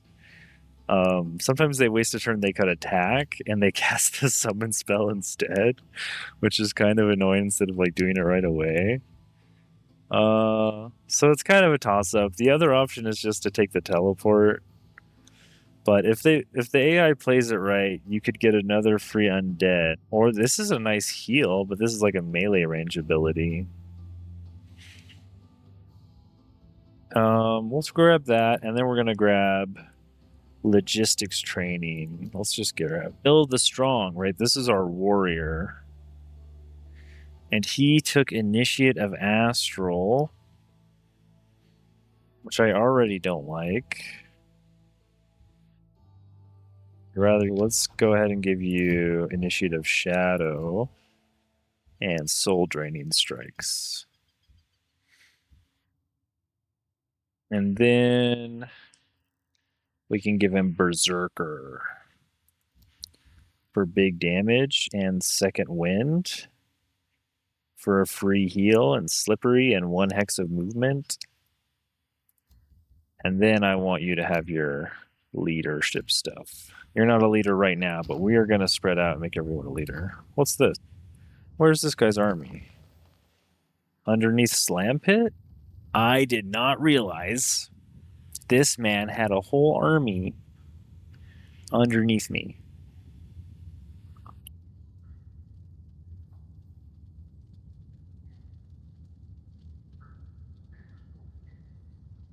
In the underground. I guess we're going to go take him out. That is unacceptable. Rally of the Lieges.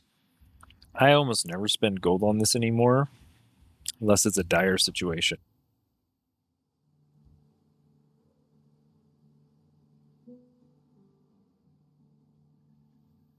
He really doesn't like our alignment. He doesn't like that we're super evil. We're not that evil. We're just super duper evil.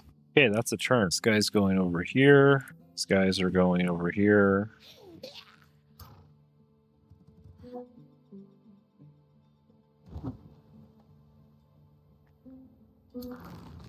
To remake our armies. Rissa. Vangela. And then Cross can go to the other army also. I have one Necromancer, one Necromancer, one Necromancer. Seems fine. Could throw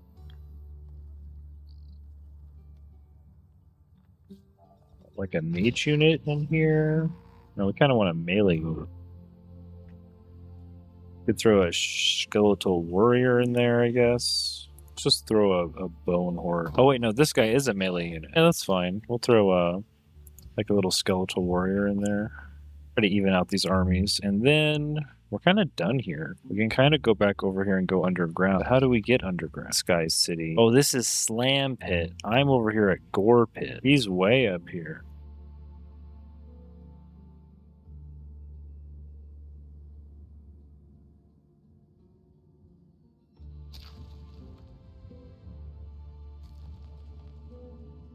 I guess I just clear, huh? We can grab some Astral Echoes and clear this resource node. We got our transformation. Full Overflow costs souls, but strengthens and gains max HP, removes status effect. Kind of want to summon my Banshees. This is faster to research. Normally I'd roll for my Banshees. I guess I had enough mana to. Probably should have rolled for the Banshees. Let's get our... Can we build our Soul Well? And we could build it here at 2 adjacency. Or we could build our Summoning Well at 2 adjacency. 14 mana, 4 knowledge. So the adjacency bonus slightly higher on the Soul Well, just by 1 mana a turn. But that would take out our core. Fishmonger's boosted. Oh, we already have the Shadow Bolstering Matrix, Shadow Buff and Healing Spell. That's pretty good. I also have the item for... Actually kind of running out of... Well, wait, what's this? I need another research post. I need a mine or another conduit. I think I want to get this mana node up here for another research post. So let's just build the spire.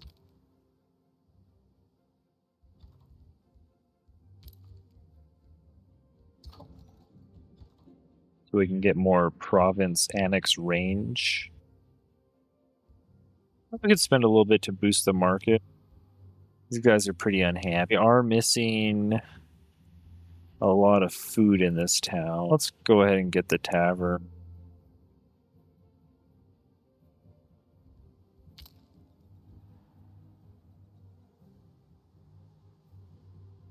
The thing is, as long as I have one specialist governor, I could just put that into the city, right? There's like no waiting for that. There's no preparation for that. There's no punishment. Nominate the brown bear to do your bidding.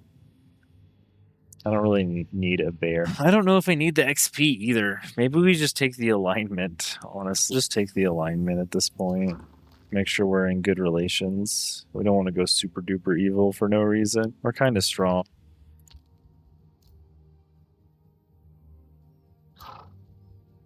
Like, these guys are going to hit legend more than likely. Already champion level Soother, which gives them an additional 10 temp HP on their ability, and it's got a -1 cooldown.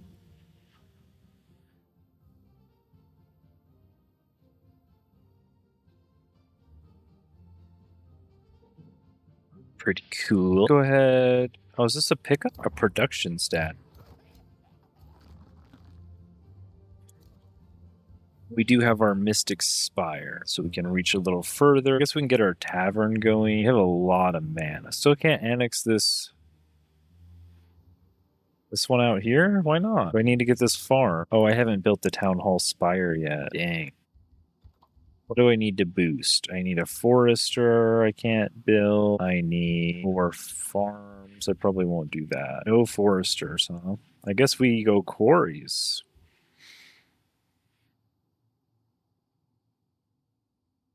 Can just grab another... I wonder if a Seafarers Guild would be good. Maybe it would. Oh, this has special province improvements too, being an elf.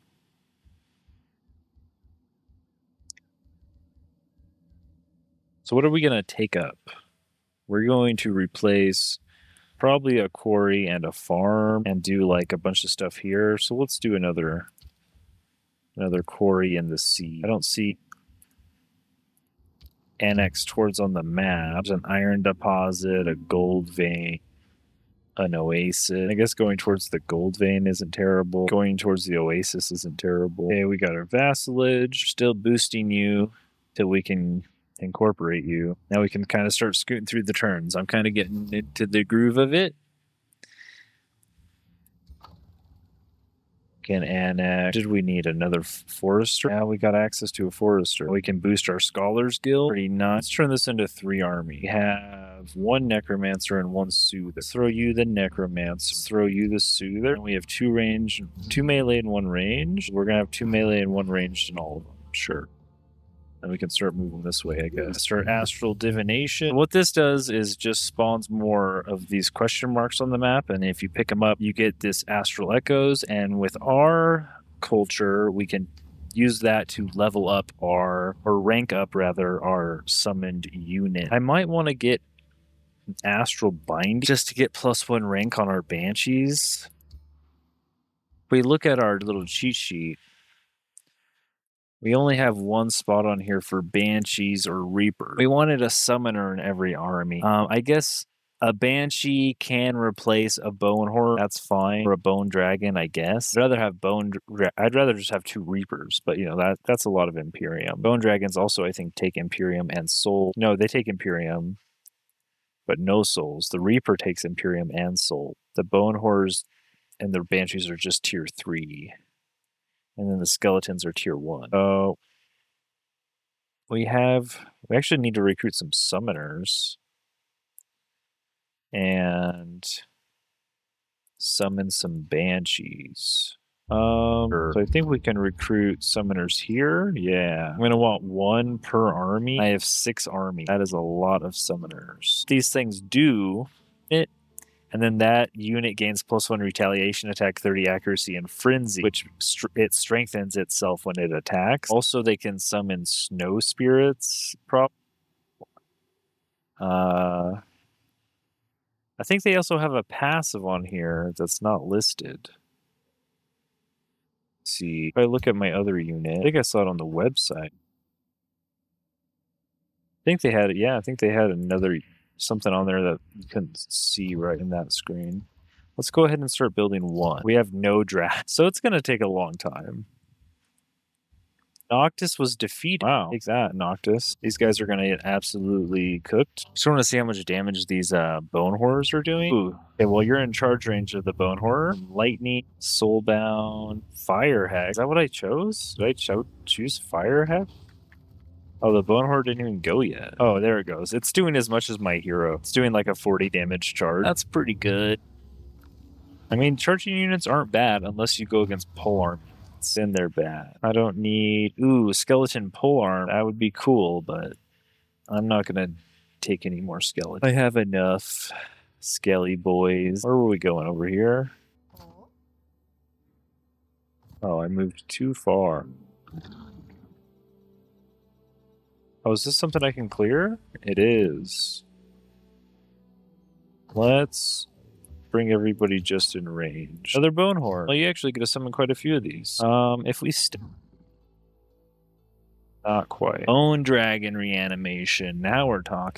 +20 city stability. Friendly undead units in domain deal +10% damage. Enemy units in the domain become automatically soulbound. This has some utility for our economy, and it takes less time to research. I mean, we do want to reanimate Bone Dragons, don't get me wrong.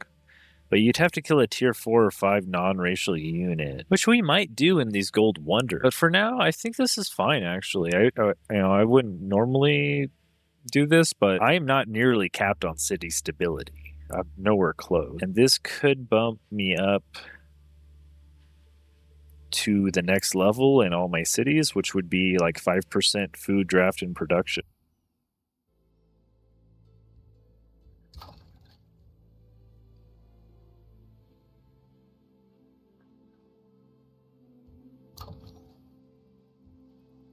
So we have the Mystic Spire. So we can grab the Fish Maw.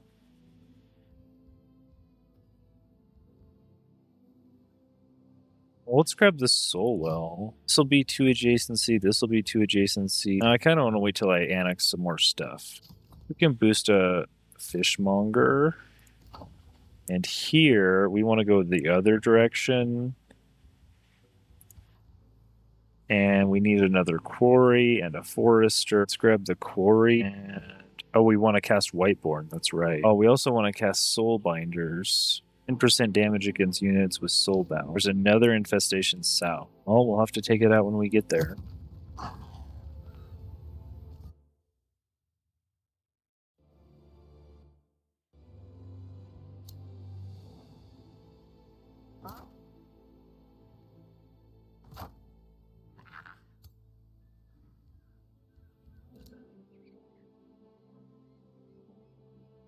I think we just stack these armies up. We can go in there now. Just tier 2 Brewer Ogre, but they have Gorging Predator, which means they can eat corpses. Or get a Piercing Charged Clove. I think I want that Nightmare mount. Oh, we got 486 mana too. That's huge.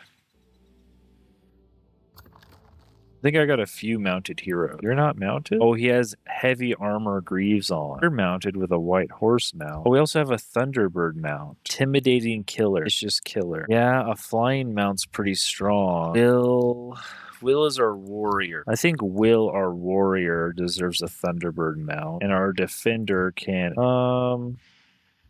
yeah, let's equip our defender with... Well, I don't know. I mean, our archer's never going to go in melee, so the... Vicious Killer, that'll work. Intimidating Orc isn't gonna work very much. Yeah, let's just take these Greaves off of the melee unit. +3 defense. Nah, screw it. +3 defense is super good. You can have the Nightmare mount. 100. Why not? I really like the flying mount on our warrior. He's not charging. You can't charge with a mount because charging requires a two-handed weapon, and then you can't fly a mount. Maybe I should switch these. Maybe you should have the Nightmare mount because you are going to be in melee. I was just thinking the flying mount would really, really help a melee hero. We want our Necromancer. That should be good.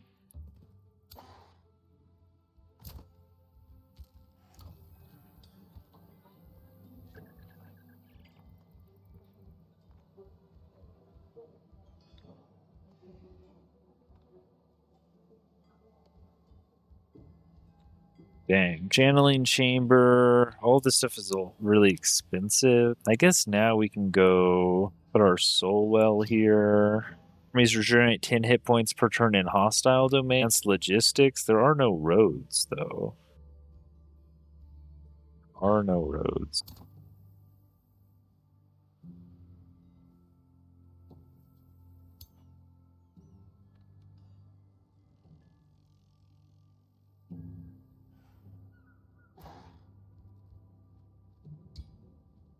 I will. Let's unequip that. We also have a Unicorn mount. I forgot that's also a tier 2 mount. That teleports. Mercenary. I'm kind of good. I think I'll just get some more alignment. Get a clove, 20% magic damage. I guess I'll put that on my elementalist.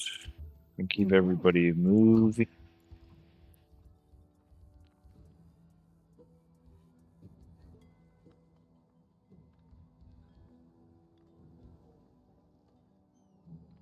Plus 40 city stability.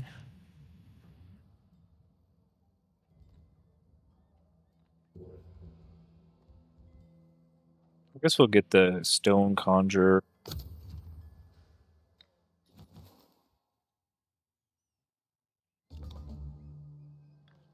Where is his army going up here? They better watch out. I guess I can take Binding, but I don't have the summon spell yet. This is already clear. Where are we going then? Looks like everything's clear. I guess we can grab some Echo. I really don't want that. I could take Fetid Lead. We have a lot of shock and shield units, actually.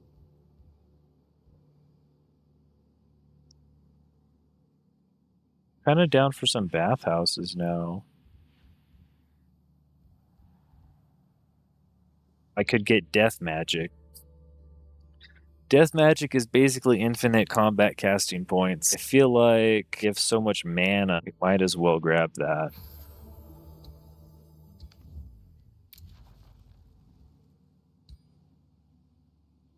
No way. Because I cleared out this guy's wonders, Marissa is gonna get the allegiance before me. Dang.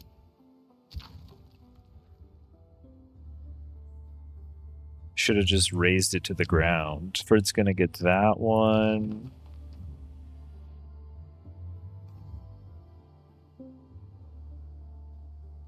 I guess I could start another city down here in the corner, hopefully. Wherever this honor is. Another Scholars Guild. Sure, it's boosted.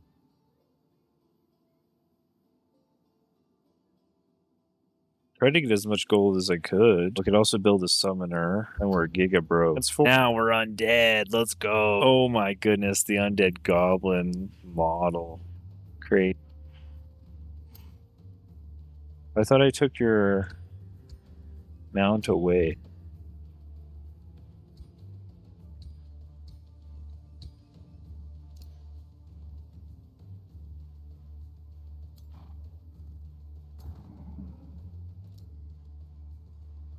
You can go down here. You might be able to catch up.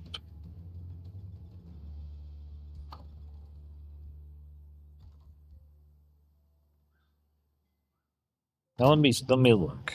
You have something Astral Connection. Friendly magic origin units in combat gain +5 morale for each friendly unit with this property. That's why I wanted so many of these.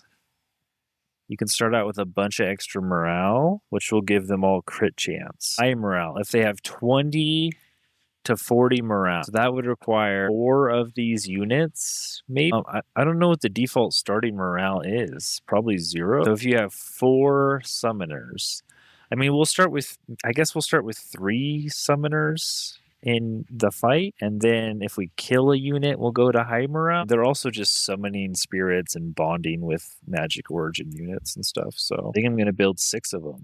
I guess we can make our way up there. We can grab this, and go here. Thanks. We don't have much boosted here at all. This is Army of Edward. We're not too far away from that. Right, we need Domain of Death, we need Soul Binders. I don't think we need to get incredibly stronger right now. Let's just get these Domains of Death going. We can start with our big city. Now we're capped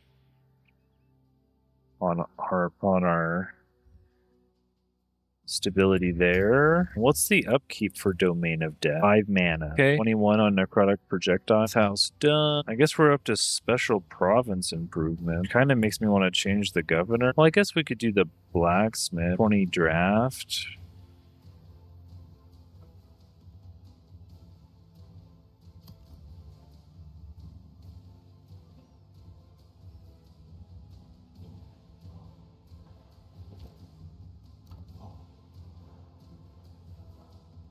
There's our province. We want this one. Not quite capped on city stability there. If you notice, our resources are getting pretty high per round. Well, that took a lot of soul. I guess we should build some soul wells, huh? I guess we can work on soul binders now. Oh, now we can integrate. It costs 510 to integrate. I guess the city starts at level 10. Yeah, okay. We'll wait.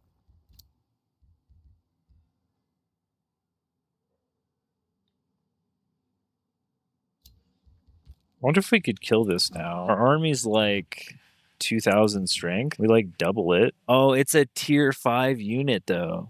We kind of want to turn this guy into a bone dragon. Yeah. Let's wait until we have the bone dragon. Oh yeah, we're going to take amplification here. Because there's some more stuff in there for us. We have knowledge, income, and then we have +1 range on a lot of our unit. We could take chain lightning. We don't really want amplified arrows though. We only have 2 archers. But this works on our skeletal archers, which is good to know. And we can also build another conduit. Back on itself. Astral blood. Augmenting and amplifying its own essence. Sure.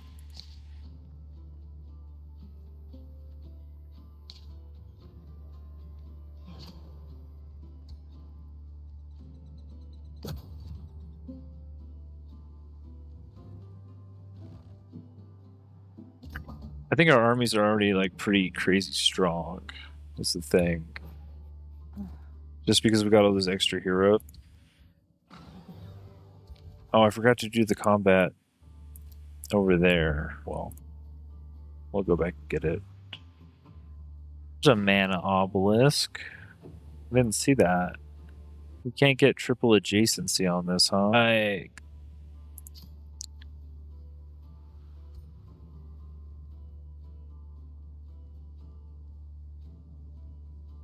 really need some farms and foresters here. And then Inferno Puppy. Let's try to remain some alignment.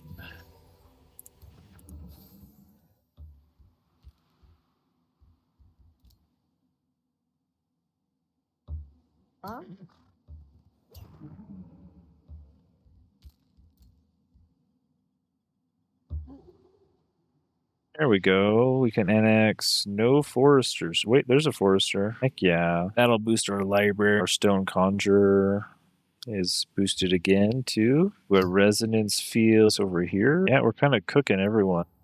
Our armies are pretty strong already. Elemental Slain and a Ruthless Band. Increased morale penalty. Yeah. I'll put that on you. Bill. I think I like my warriors with charge strike rather than anything else. Well, you can use a mount. Right, in that case, get a flying mount. I thought the lance. Oh, I guess it's the axes that disable the mouse. The lances you can use while mounted.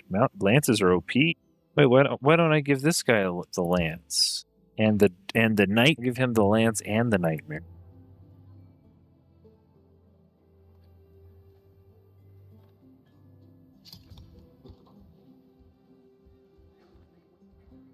What do you got down here? Warseeker. We're almost at killing momentum. In Warseeker or gain Vicious Killer Will Break. Oh, didn't I just give you a ring to get Vicious Killer? I want you to do this. I guess I could equip this other ring. Again. Where are you? Where's Hallheim? Oh, I finally met you guys. War. You're level 11. Don't say it. I wonder how well you'd fare against half of my army.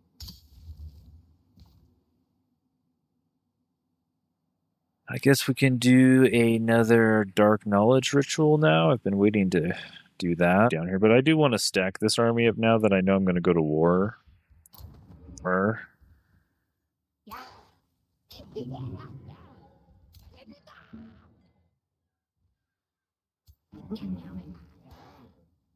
Will the Strong. Will the Strong. I'll grab hit points. Oh, cost the shield. Let's get logistics training for sure.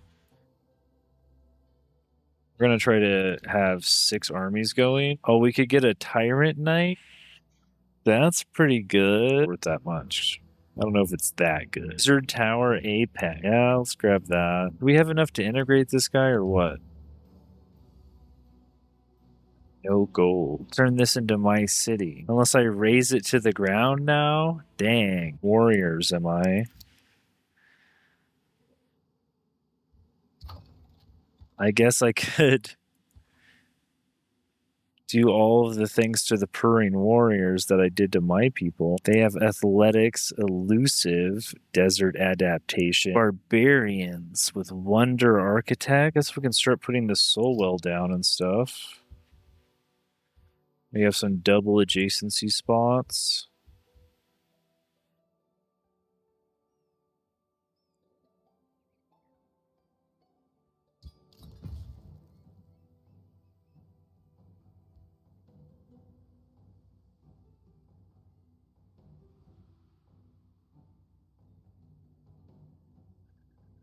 It's the Bone Dragon.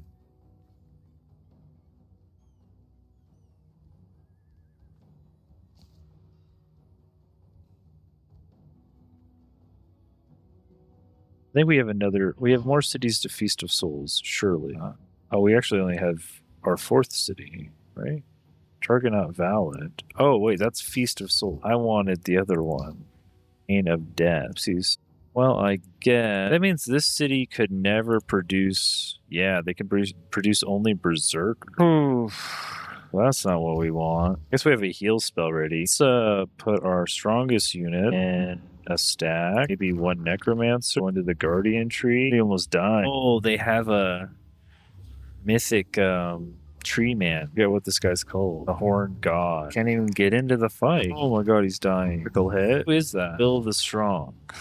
It's the guy we gave the lance and the bird mount so that he could charge in.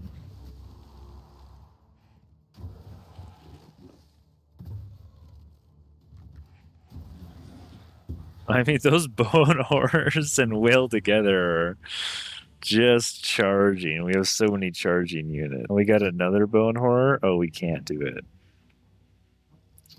Receive food. Get a horned god. Get a ring of camouflage. This place needs food. We need farms for the men. Oh shoot, there's a freaking stack on the mana node. Gosh darn it. So we can cast our heal spell. What's up with our mounts? Did we figure out our mounts? I wanted Angela to have this lance. And then the nightmare mount. And this ring. And I think Will needs to chill out with the bird. He can just go back to a crocodile. Us can't even get into the fight. He's got a lot of armor, but he can't get into the fight. You can go back to a crocodile too. But I think I have 3 summoners down here already. Dude, amplify mines? Sure. Build a soul well and gore pit. That will help our little soul issue. Boss. Another bone horror. These are all melee units. Less. So many melee units. Gore pit. What do you need to boost something? Need more gold. We only have a few mines. We have a tithe collector. No, that's not mine. Well, first off, I need to turn all these conduits into research posts. Oh, they don't have any of my buildings really, huh? Oh, it's just an annex of province. I guess around the tithe collector we could do some farm. Or we could try to get to this mana node. This has claim on all the wonders, huh? Wow. Province clearing pack. To build on each other's claimed provinces, but not capture the wonder? I guess I can't capture the wonder. I need farms for a merchant guild. I'll probably just do another scholars guild. Actually, these all count as conduits. If I needed the mana, I could definitely get the mana with mages guilds. That's true. 2 quarries and 1 forester. I'm losing a quarry. I don't have a forester. Full adjacency, summoning well, if I do. And we need another forester. Man, foresters are hard to build when you're in the desert. I guess we could start building teleporters. Ooh, no, we got focus studies here. We got ingredient experimentation. We got teleporter master. We got quickening. Oh yeah, we have knowledge extraction. Let's just grab that right now. We'll get stolen power too. Pretty sure we're going to go to war with this Halheim and take them out. I mean, we are at war with them. Oh wait, is that a Halheimian army? It's an army of Alfred. I thought when I had my setting, I have observe mode on enemy only.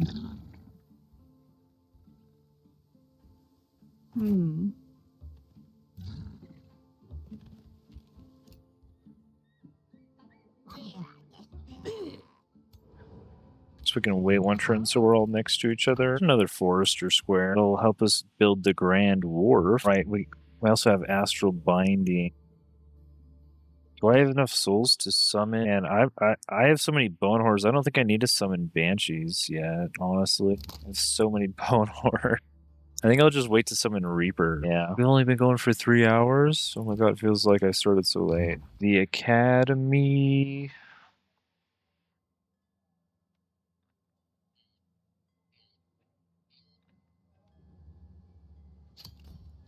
I think we can definitely rush knowledge now. We're kind of out of the early phase where I wanted food so I could boost all my building. Everything's kind of boosted. This guy needs another quarry or forester. We need another forester. Yeah, it's going to be rough. Your alignment changed from evil to neutral. Nice. We're not even evil anymore. I want vision range, man. My guys can't see jack. Or Jill. You're outside of your base. My army's already 3,000 strong. I can't start the siege. Here we go. We're on tier 4s.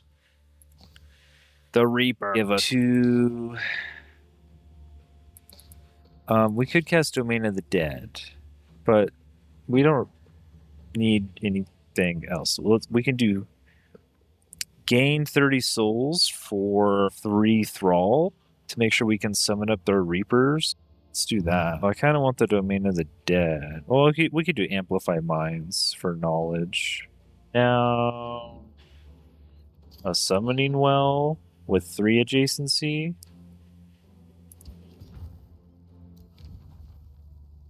Teleporter Pact, sure. And you guys, mana per adjacent research node, huh? Do a triple adjacency here. But don't we need... Yeah, let's just get our monolith in there before we start blowing up our quarries. Because we only have 3 quarries, right? Yeah. What's going on underground? Marauding guards. There's a monster den. Alfred's down there. How big is their stack? 600 power? Yikes, that's not strong at all. I guess we can go... Oh, this is his throne city? He's got a 400 and a 600 stack. Not going to get any foresters already, but I guess we could go this way. Maybe we find a forester. We also need... I think we have 2 quarries.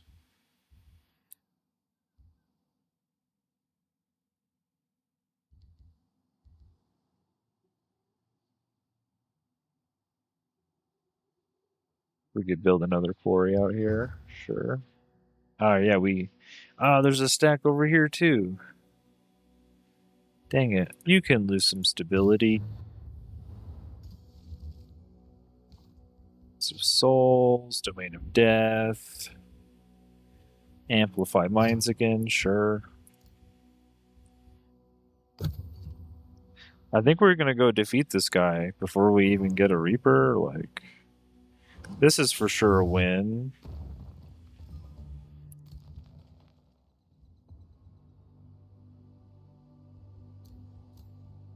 Or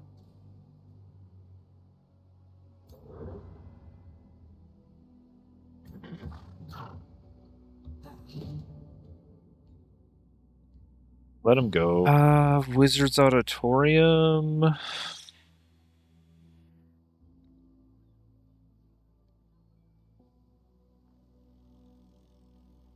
Do I need that? I get another annex range. Pretty well far-reaching. Oh, I guess I have claim on this bronze ancient wonder. But so my my buff spells I cast on myself are shadow, and then that'll give me 3 stacks of evasion. So if I go to my combat spells, my AI has access to... Oh, I guess Arcane Supercharge is a buff too. I guess they're astral buff spells.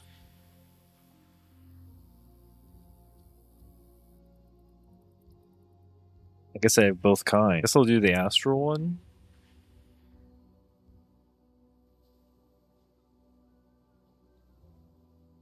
We also get more production. The wharf is boosted, and we can't really triple Spelljammer yet.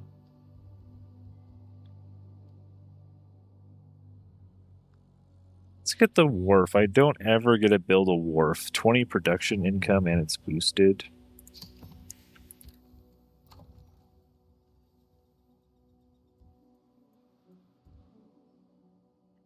Get another research post. Why don't I have a scholarly governor here? 1, 2, 3, 4, 5 research posts. 1, 2, 3, 4, 5. You only have 2. I lost 9 there. Oh, I gained so much by switching those guys. You're the #1 stunner. What a name. Oh, hey, Life Alert. Welcome back. Sorry, I didn't realize if you guys were chatting. I just noticed now. We can lose some stability here. We'll find mind again. Oh, we have a hero's offer to join. So it's totally free to recruit these people from the city that we vassalized. Or we could hire somebody in our race for 400 at level 6. These guys are level 7 and these guys are level 8. Oh, and this guy comes fully kitted out. What the heck? A fire wyvern mount with a tagging slicer. He's just not undead yet. We could turn him undead if we wanted to spend some time casting. We definitely have the mana. The Rashgrod Valk. This guy will put out the hurt. What's this thing do? It marks the target, distracts the target, slows the target, sunders the target. That's pretty good. Nobody else is coming with that. Even our own guys are not even close. This must have been their... yeah, this is their ruler. It's not only a hero, it's a champion. This was their... This is like a ruler character, right? From a free city? And I guess not. I guess it's just... I guess most of them are champions. Like, almost everybody's a champion. He just came with a bunch of items. I guess when you pick the ruler champion, it's the same thing. You get the same upgrades too. Larash. Larash, you can take Initiative Shadow, Soul Draining Strikes, and Adept of Shadow. Wait, are you going to lead your own army? You're level 8. If I put you in an army, you would take leadership role over this level 6, but I've already put points into him as a leader.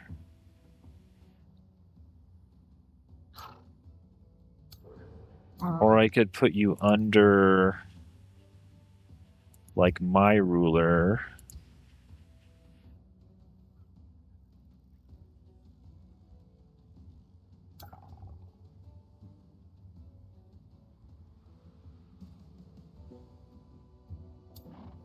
You have to go in a stack with a higher level hero. Level 9, level 12. Yeah, I've already invested in these guys being rulers in their own right, so I guess you're just going to try to fly up to my main stack.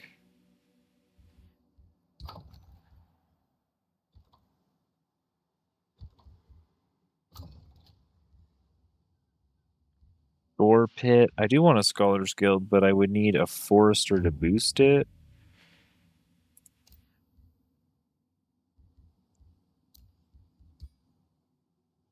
Oh, I could replace the Tithe Collector. Can I replace this? Nope. Just the Tithe Collector. Okay. Pretty sure I could build it back. Do that. And in the meantime, we could build like a resonance field. We actually don't have any great spots anymore. Eat food. Let's just build the Shrine of the War God, I guess. I don't know, we could just start on the Scholars Guild, even though it's not boosted immediately. Fine. Yeah, it's fine. What do we got up here? Oh, I didn't do that war yet, did I? No, it's 2 turns until the breach. Let's grab this. And we can grab this over here too. A stolen power, and then we could take focus studies. Oh, that's 80 knowledge. What a big click. Do I have enough summoners built? One. I wanted one in each army. I think I've been forgetting to build them. Another one. I think I need one more.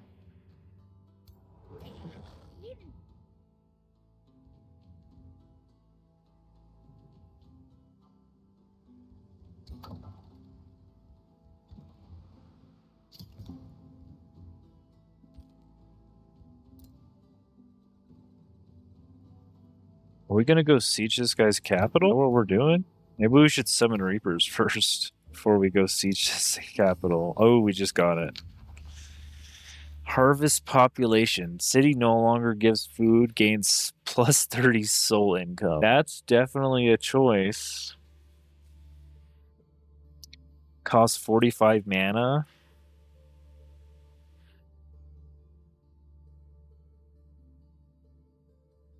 Do we want to do that? When do we want to do that? Do we want to do that now? I guess we have our Reapers. We just need souls to summon Reapers all the time.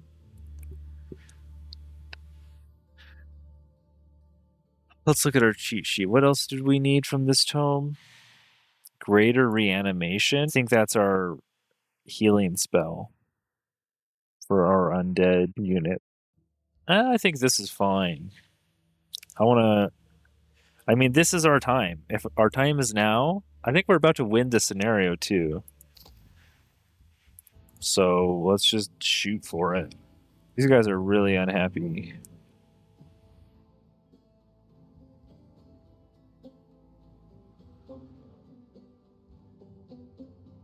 Why don't you go ahead and build a mint? You need a forester, yeah? Yeah, for the estate hall. Well, you're not going to produce any food. So building the estate hall now might not be worth it. Oh no, this is just an annex. I feel like foresters are so rare though. Whenever you get a chance to build a forester, kind of makes sense.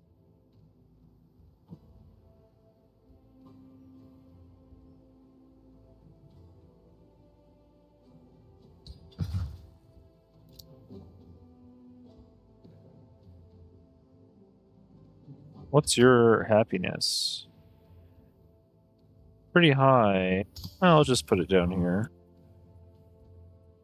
Oh, Larash has signature skills, right. I didn't actually take these. Soul Draining Strikes. You can take Spirit Breaker Aura. And then these are all pretty good. Not very efficient, but are kind of stacked with items. She always enters defense mode. Defensive Master. This is such a sick shield. What the heck? Duelist? Oh yeah, you can be a duelist. We're gonna go murder somebody right now. Summon Reaper, baby. Start summoning our Reaper. We're not even gonna get Cosmic Overdrive unless we get a bunch of knowledge real quick. We need mad knowledge. Who wants this guy? I guess I'll put you in my main stack. Do you mute the tab on accident, Life Alert? Or did you just have the player muted? This is a triple. So much mana. We don't even need that much mana, honestly. We just build so much mana. We need a mine.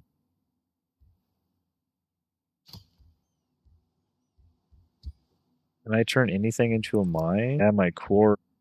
Oh, this farm can turn into a mine. It's good. Let's turn that farm into a mine. And in the meantime, we can build the summoner's system. This isn't even close. Is it even worth watching? Muted the tab. I do that too sometimes. Sometimes each player on each website is a little bit different too, so sometimes it's a little fun. Dang, these ballista always do tons of damage. Our bone horrors are gonna crush. Oh, I don't have my bird on my archer? I need to equip my Thunderbird now. Oh, there's the summon. We're summoning up lightning, bro. Oh wait, no, those are frost spirits coming in. Oh, well, they only did 16 damage. Those guys are tanky. 41 to the tower, though. The horror's doing work to the tower. Ooh, they're also getting chunked by his elementalist. That was a ton of damage. It's probably a spellblade. He could be an elementalist, though. Can we check? This looks like a spellblade. How do I actually check? No, he's a warlock. Maybe he's got Raise Undead, Arcfire Bolts, Claim Soul. Doesn't matter. He's about to get deaded. For sure. Why is my Banshee on the wall? 28 damage there. I'll tell you what, maybe this was just an easy scenario, but Undead felt pretty strong. The early clear was kind of rough, but you get so many free feeling units from soul.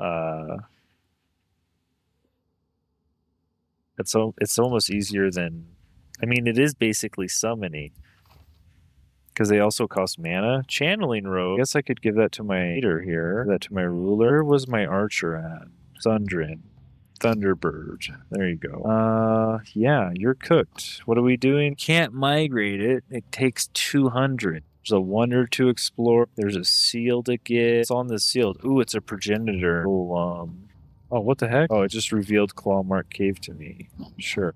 Do I vassalize it? I don't think I do. I guess I could just wait, but what happens if somebody else comes along? Like one of my allies. I don't want Alfred to come over here. I guess I only need to wait one more turn. I can sell this guy's remains for 225. He was a warlock, level 8 warlock. Sell your remains. What's my highest level city? Dreambolt's 15, Prime City's 15. I mean, they've annexed their most important things nearby. I mean, there's an oasis here.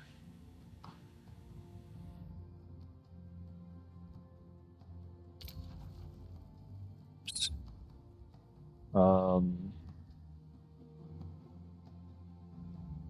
just thinking about what city I want to put the soul harvest on. I guess one that's not growing anyway. This is only 28 food. This is 69 food, 65 food, 92 food. I guess I'll harvest the souls of Utopracalis, harvest their souls to fund my Reaper. Can we make sure we go over the Echo to get the Echo?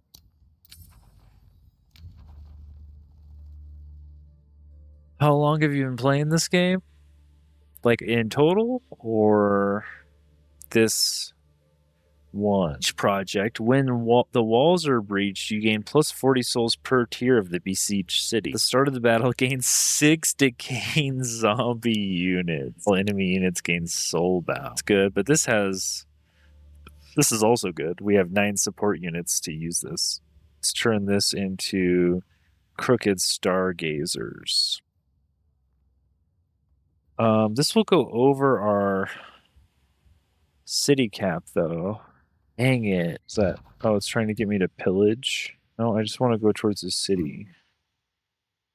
Summon a Reaper. Summon the Reaper.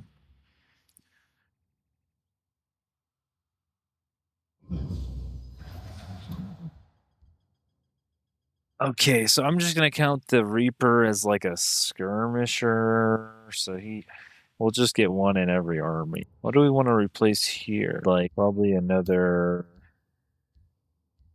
This archer I can throw in there. Or I probably want a necromancer summoner for that matter. I guess we'll just take a necromancer. Oh, we can do a check. Sure. 100% check. Oh, what? It's only a level 1 silver knight? Okay. Display to the champion. 20% damage with melee attacks. 20% critical hit chance with melee attacks. Well, Bill's down here. Oh, Vangela. Yeah, sure. You do that. Which one of these is up north? Destroy the Silver Knight's blade and end the curse. We get a bunch of crafting stuff. I don't need an Astral Keeper.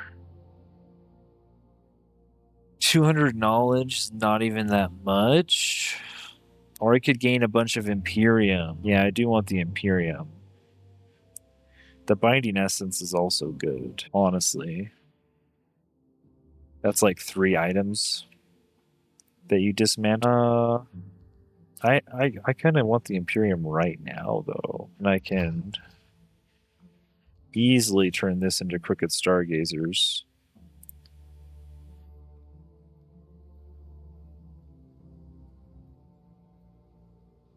$200. It only takes 1 turn now. Huh, why does it take less time? Haas leveled up, huh? Haas is the leader of an army, correct? Yeah. Let's take Depth of Shadow and Unholy Leader. Plus Greater Defense looks good. Or we could actually take Defensive Formation. While Army Leader, all non-hero units in the army gain 1 defense and 1 resistance to adjacent friendly units. Who's in his army? You have Bone Horrors and Summoners. Yeah, I don't think the Bone Horrors care about being super defensive. Let's do an offensive formation. Adept of Shadow and Holy Leader. Those guys just charge in and do damage and die. Will the Strong has a similar thing going on. Let's take another offensive formation. Oh, actually, we could take some stuff over here, like a cleaving sweep. I mean, you're the leader. Let's just take another offensive formation. Team Vault, production. We don't really need our tier 4 Town Hall because we don't have any tier 4 unit. I guess we could take the Astral Bolstering Matrix. 3 bolstered resistance. Yo, we're sitting on 4k mana. Can we trade? Yo, do you want to trade? 20 city income due to 1 city over city cap. Ooh, that's pretty bad. Where did this guy come from? Underground? I was gonna go attack this seal and I gotta go deal with you. Chaos Incarnate. As you reach the capital of the last dreadnought, Edward Portsmith, his rage reaches new height. Your approach only brings me closer to victory. My ironclads and great bombards will crush you as they did when Athla was invaded. No Shadowborn or Astral Sea monster can stop us. From the ashes of your cities, the glory of the Commonwealth will be reborn. I am destruction. I am liberation. I am the last dreadnought of the Commonwealth. I will not be defeated. Violent energies coalesce around Edward, heralding the approach of dangers beyond the astral veil. Edward Portsmith brings forth agents of chaos led by a Herald of War mythic unit. Oh my, don't say. It's Eater. This is a 1,000 unit army. I think we're going to stomp you, honestly. I could get Chain Lightning. Is there something else I wanted? The reanimation. Oh, is this? Summon spell, Tome of the Reaper. Resurrect target non-hero unit as a corrupt soul. If a corrupt soul or an enemy undead survives the combat, the controller will have the option of spinning souls to keep the unit permanently. Oh, I mean, this technically could upgrade our skeletons into corrupt souls if they die and then the AI uses that. Oh, a governor, huh? You're getting 59 food a turn. Do you have any farms built already? Yeah, you have quite a few farms built. Let's give you the Governor of Champions. Champion Governor. Build a mint. I'm evil. Not that evil. I guess I'm gonna kind of do a little bouncing around here and then reverse clear because I got a couple guys on my mana node that I didn't notice. Can I rush this? Not really. Are you gonna attack me? Oh.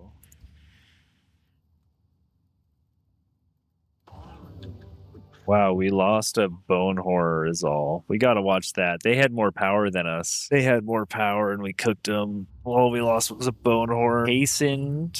So we hastened the heck out of our warrior cat person that we got. But she doesn't charge in, thankfully. She waits for the engagement distance. Hex. Charge in with the Nightmare. Death Knight, and behind him, gotta zoom out a bit. Oh, there's Finger of Death from our Reaper, 69. The Bone Horrors are taking away defense mode. The Skeleton Archers are kind of trash. The shield units are just kind of meat shields. Oh, but the retaliation attack from that hero goes crazy. Kills their hero immediately. Yeah, my guys hit really hard. The Bone Horrors and my heroes. Ooh. But that's the Mythic unit? Just almost killed the Bone Horror in one turn. Oh, that one too. Wait, he's got more than one. He's got 2 of those mythic units. Is this even fair? Our elementalist. Why do we hasten our archers of all our units? Stim and turned him into a zomboy. Oh, we got a little storm spirit going. We fumble. Oh, that's where yep, that's the guy that died. And Fury. Oh yeah.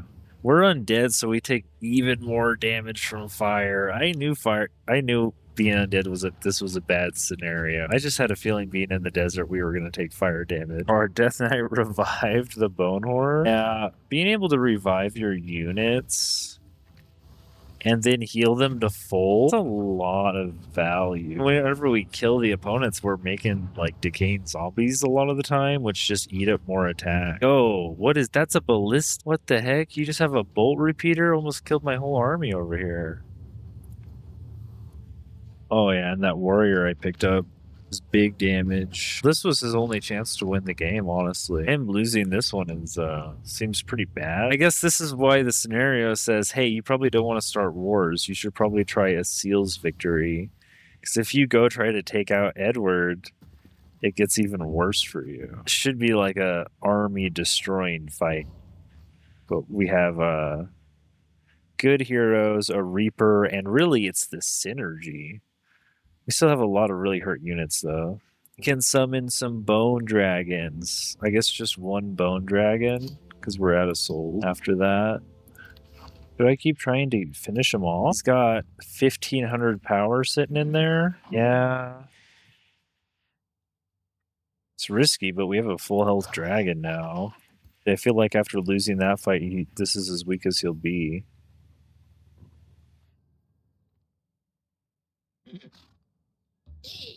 Oh, shoot.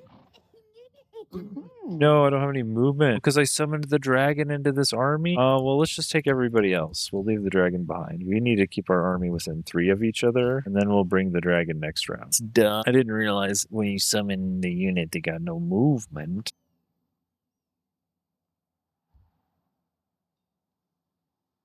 I don't have 3 farms? Right. I got rid of all my farms. What do we want for our Delirium? Summon a Mage Bane? What is a Mage Bane? It's probably not undead. Where's my flame? I got like a flame ritual. I guess it's random. Seems like a pretty bad spell.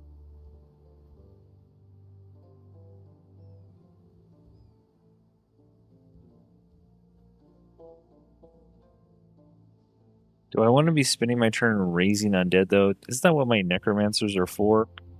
Maybe I'll take Delirium. This is a 90% chance of insanity. Gives me a really big thing to do. Oh, now I can summon another Reaper. Now I can't summon any more Reaper. I need to harvest population. Oh, I could also take Frenzying Focus. Didn't cast that yet. Or Pit. I guess now you can do your Tithe Collector.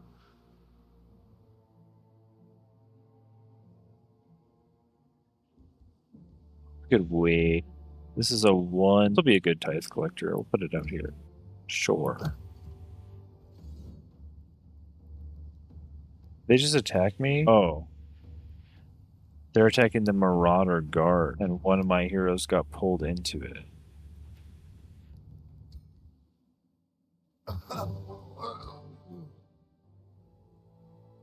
Sure.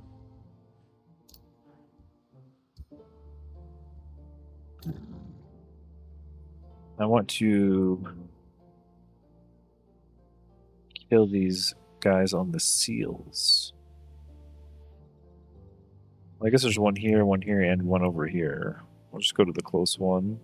I will construct Onager. Normally I just do raiding party, but this is like a huge fight for the session. And we'll do tower bombardment, because those towers, man. Now this is where I go back and I looked at Astral Convert. It's like, sure, we get explosive manifestation. At the start of combat, gain combat casting points. Whenever you cast a spell, oh, actually, this is kind of good. Whenever you cast a spell, a random enemy unit takes 20 lightning damage. Okay, no, wait, I can see this being good, even if that's the only thing we really want. There's also a siege project that we don't really need. Explosive manifestation's not terrible. This cascading power stacks up.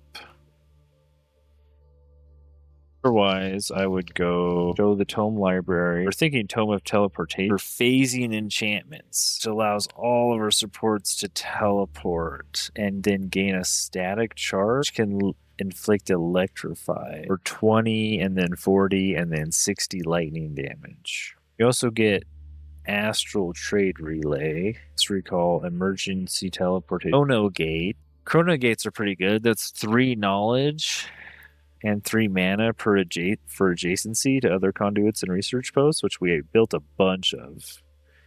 Grants evasion to visiting armies. Oh, that's pretty good. I think I'm still going to go with this, actually. Stacking lightning damage is pretty cool, but it's the only thing in the tome. And scrying gives us guided projectiles, which does affect a lot of our units. Makes the base attacks of enchanted units fire 1 hex further without an accuracy penalty. That's about it.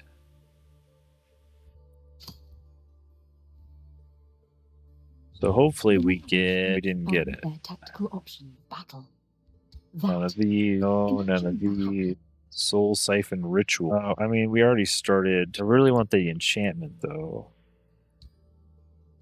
Not giving. There it is, phasing enchantment.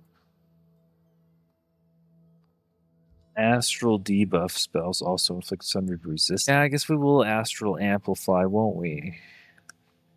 We also want our... Oh, I think we already have the Wizard Apex. I guess we can buy the Astral Amplifier lens. We can get Chain Lightning, and eventually we'll get the... Oh, this is the Chrono Gate right here. Can we build the Chrono Gate? I haven't annexed a good one. We could annex this one. This is a So we'll annex this.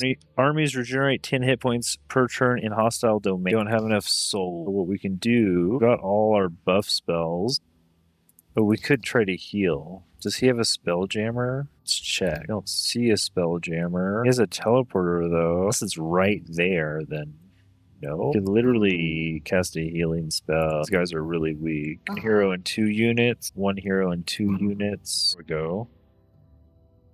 Out of souls now. Now we need to harvest population. We're at 4,000 mana. I don't think we had a mana issue. The thing is, we spent souls to... Dang, our city income is so high in mana. We spent souls to recruit our units. We never actually cast very many summon spells. Even when we did cast a summon spell, it was an undead summon spell that costs soul. So honestly, if I were to do this again, I probably wouldn't take mana channelers because summoning spells cost minus 50% mana to cast. It really came up. But the magic origin units getting more XP have a champion skeleton warrior, lots of champion skeleton. Our Reaper, just from that one fight, I guess he's a soldier instead of a recruit, so he's got plus 10 life. He gained 10 XP one fight.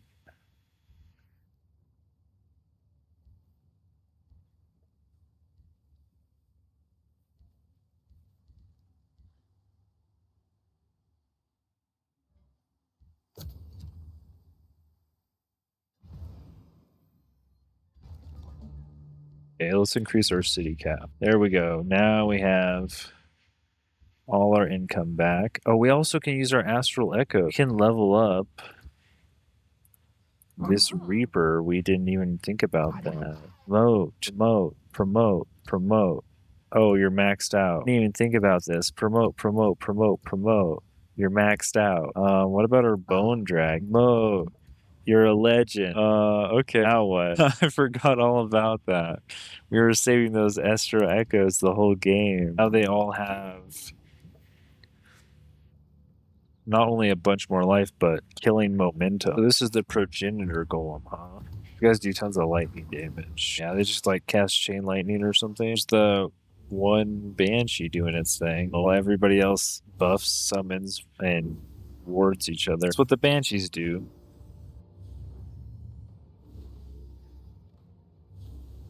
Now they're all summoned? I guess they warded already. You get a lot of free units. Dragon. We can't summon it. We don't have enough souls. Arcane Battlements is all I have gold for. Thundrin. Yeah, let's take logistics training. Sure. This population on Uto Pro Calis.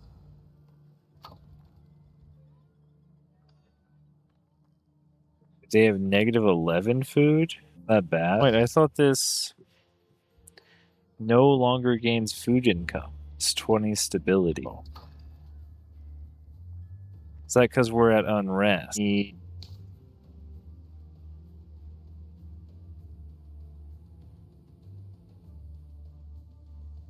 Could also do a soul drain ritual.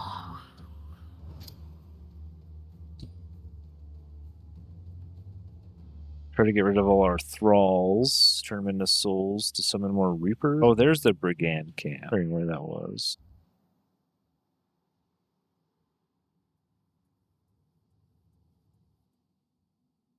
I guess you should heal. He's gonna come kill the camp. Look at all these guys.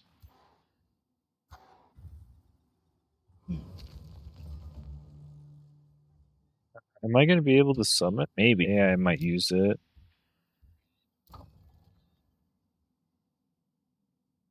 Let's get the bathhouse going. Maybe we can rush it. I need more farms? But it says you don't produce any food. It still says... Okay, so it's just giving me minus 57 food. It's not no food. Oh, wait, no. We create 57 food. Getting minus 11 from unrest. So we just need the bathhouse. Actually, I don't want to build anything. Oh, they do have a spelljammer. Not very nice.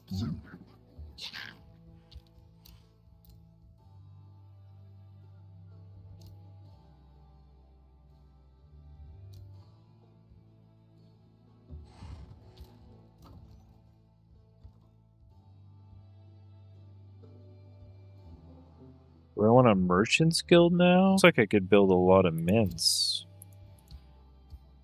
This can't turn into... I guess these should all go to research posts.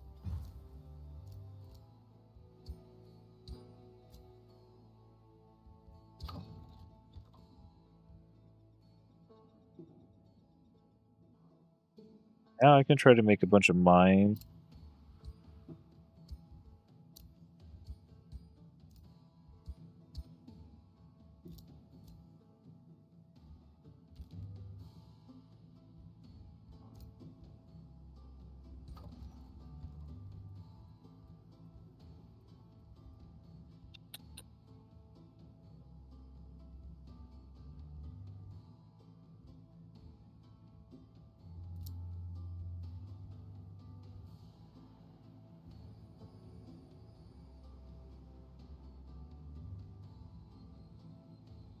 That looks fine. I haven't starved. Oh, I need so much gold. The frick?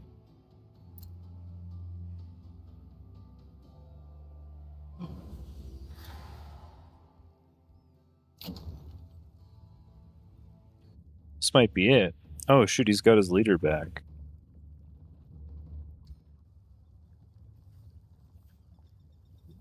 We had one necromancer route and we lost a lot of HP, but we didn't actually lose a unit. A lot of people were hurt.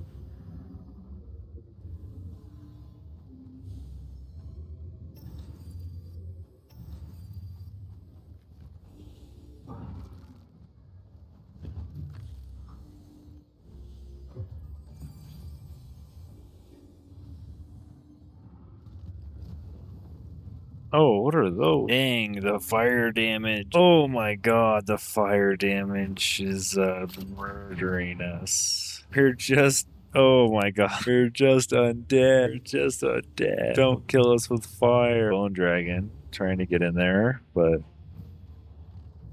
We get our free teleport? What do we do? What was that turn? I don't know. The Reaper. Oh, the Reaper. It got killing momentum. Thank goodness we leveled them up to legendary. We ranked him up. So he did his 3 attacks, killed a unit, and then used Finger of Death. Very nice. Dang. This is like the worst build to go in this scenario, but making it work.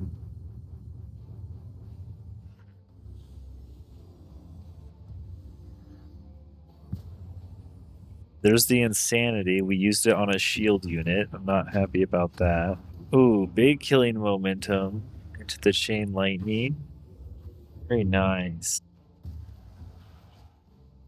Yeah, I mean, it looked really bad round 1 when we lost all our units. Just all our skelly boys to tons of fire damage. But what are you going to do to the Reaper? And then the Necromancers just bring all the units you killed back to life. Yeah, you hurt the dragon, but now he's just mad. Oh my god, that was a triple kill with a trebuchet got a triple kill.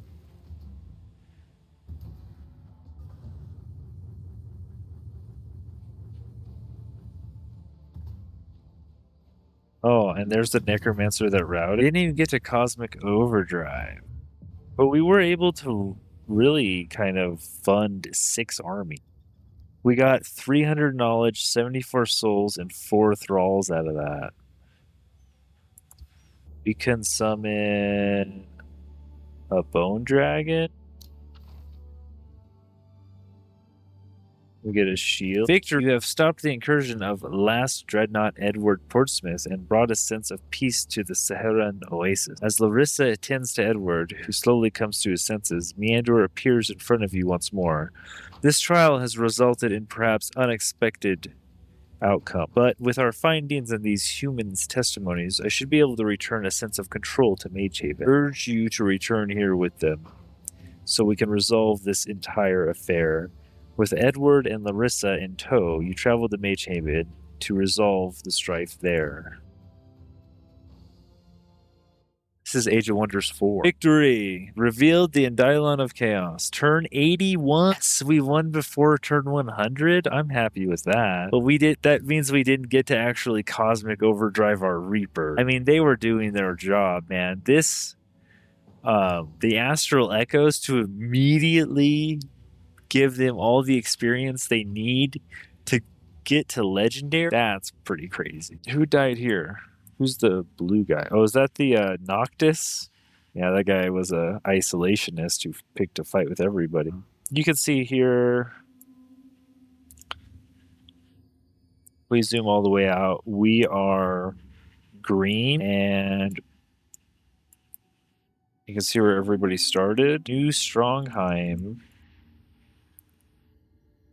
was his capital, and so you start over here with 2 allies, and then underground there's Noctis. So we made allies with the 2 neighboring people to us, which provided a buffer, even though he kind of attacks the whole map. And then once we got 5 cities, once we got 4 cities, we had 6 armies split up into 2 groups of 3. And it's probably easier to actually get a seals victory than go over there and capture New Strongheim.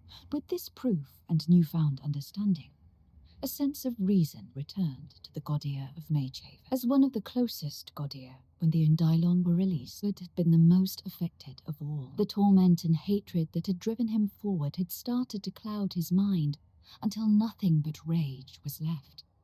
And it was not until his connection to chaos was severed that he regained his sense. Confronted by the destruction he had wrought, but swore to somehow atone for what he had done.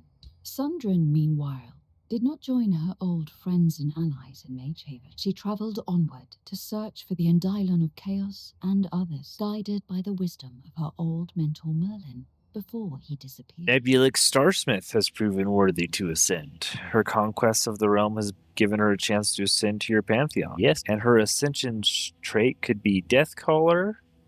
Raise a random skeleton unit from the target corp. That's a free thing every other turn. Your vision range, +2 range on all abilities. Summon a Phantasm Warrior onto the target hex for 3 turns. Ascended Summoner. In combat, friendly magic origin units gain +10 hit points and deal 10% more damage.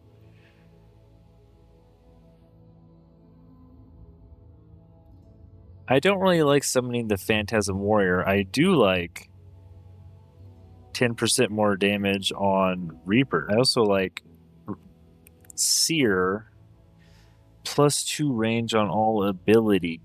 It's pretty good for a Warlock. Also, your vision range is always bad most of the game. Raise a random skeleton unit. Like, these are cool and on flavor, but skeleton units aren't that strong. +2 range is pretty strong. But, you are a Warlock, so you could make these random skeleton units. I guess it's only from corpses, though. We already are, turning corpses into skeletons and zombies all the time. Let's just take Seer. We defeated only 8 heroes, but our heroes gained 57 levels, unlocked 7 tomes, cleared 7 ancient wonders. This has to be everyone we were allied with. Also, yeah, I think, we formed 2 alliances, and I think you get your alliances Pantheon XP. So we can go to rewards. We can pick 5. Now, what did we want last time we didn't get? Mirror Veil, Infusion, Grace, Farsight, Fearless. These are items. These are skins, mostly. These are items.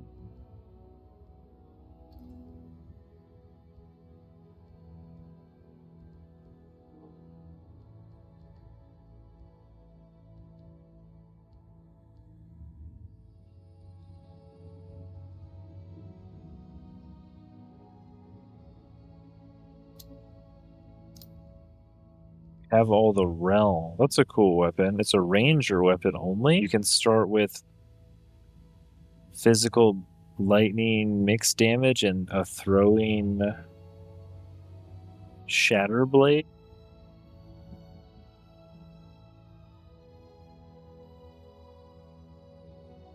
I guess we'll get these infusions. Seem pretty good. Some of them seem pretty good. That's a AoE insanity. That does not seem balanced.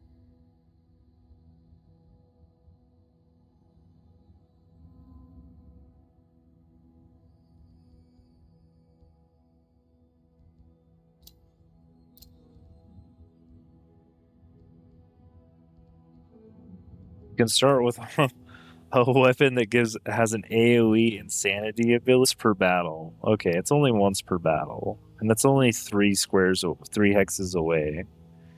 But that's still pretty strong. Oh, here's Mana Addicts. I didn't realize Mana Addicts was right there. I guess I should have got that.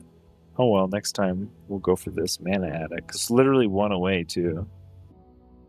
Well, there we go. We got another Pantheon. 30 out of 50 Pantheon rulers. I guess you hit a cap eventually.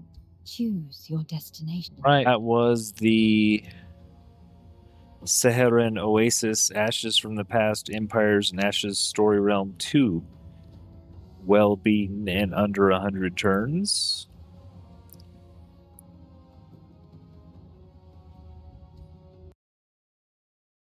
I invite you all to subscribe and let our ad overlords at Google and YouTube know that us creators deserve a piece of the revenue pie. Here on Playthrough Pulse, I'm going over and playing and sharing my playthroughs of the past 15 years best of games. Next up, we have our second year in Stardew Valley, I still have to do, and then we have Sonic Mania, Hollow Knight, What Remains of Edith Finch, and Nier Automata for the year of 2016, I think. And then 2017, we have Yakuza 0, Dead Cells, Gris, and Subnautica. I think I have those release years right. I could be a little off, but I am going in year of release or year of added to Steam, one or the other, because the Steam release dates are when they were released on Steam. But in just let me check Twitch actually. I want to check the Path of Exile to bum, bum.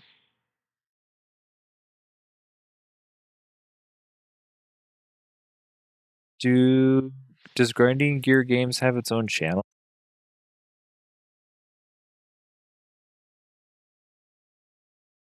Do they stream on? Maybe they're not. Let me check out what the other creators doing. Like, who's the biggest guy on Path of Exile 2 right now? Gazzy?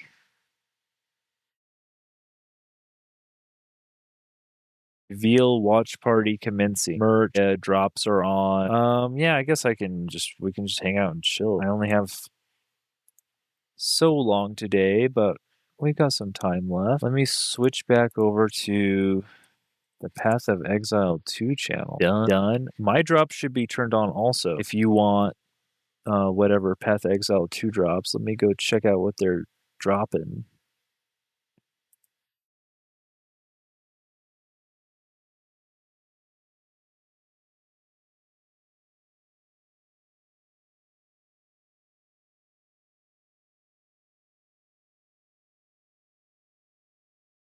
All campaign Lost Ark. That's not right. It doesn't even look like they have one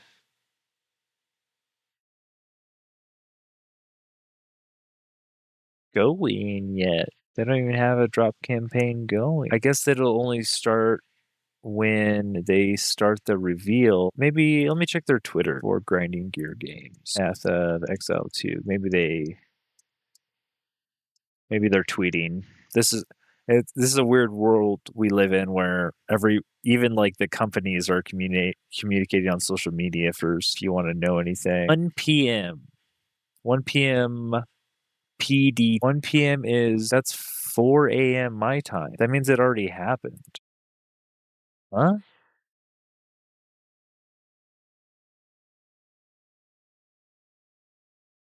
I guess it should be on their YouTube channel then. Gotta be wrong. Aren't they a day ahead in Australia? PM August 20th PD. That could be 4 a.m. tomorrow morning, actually. No way. No way are these streamers live and it's that far away. That would be crazy. No, I did not mean to do that. Gazzy doing?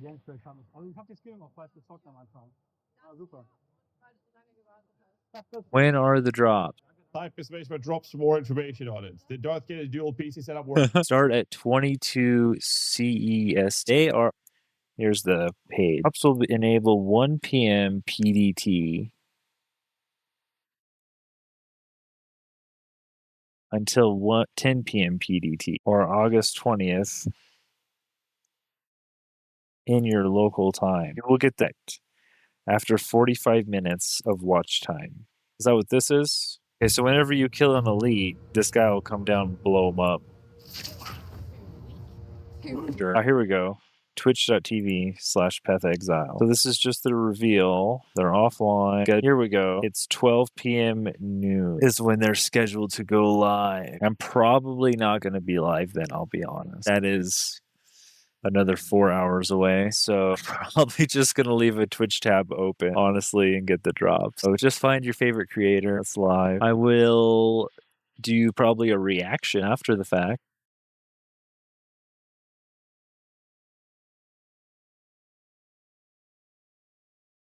Because I want to figure out from whatever they reveal, I'm going to figure out what I'm playing is the thing. And if you go to the data mine webs, we see axe skills, dagger skills, claw skills, all that stuff. Good shape-shifting skill gem. They could, I doubt it, but they could have multiple new classes close to ready. The most I'm seeing here are axe skills, which would make sense. I mean, I don't feel like it'd be much different than making the mace class. The druid, however, there's only a couple dagger and claw skills. But I probably want to make either a claw or a dagger shadow as soon as possible.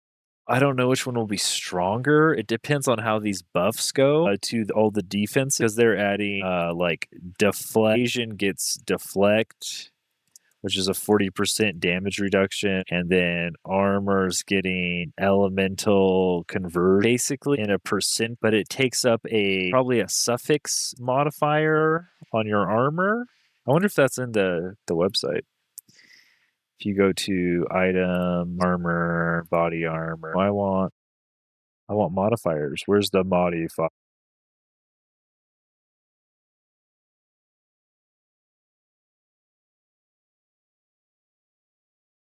Why don't you have the modifiers for the body armors? Stats, craft tag, mods, rarity.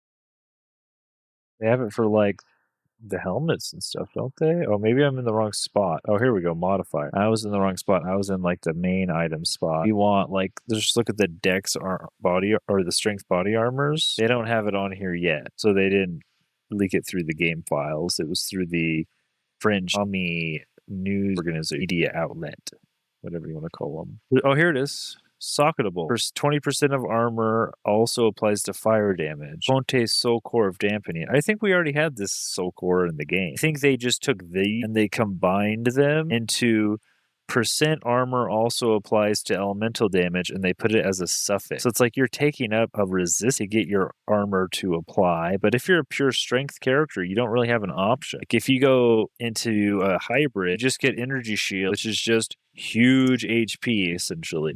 That stacks way high. If you go into evasion hybrid, you could just be they could just miss. And I think they also said for shield, blocking and parrying works on all.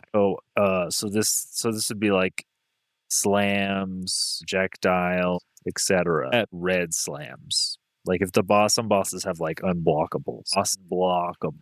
So you have a lot of choices. And this is the only one that takes suffix off your body armor. That still feels pretty bad, but it's better.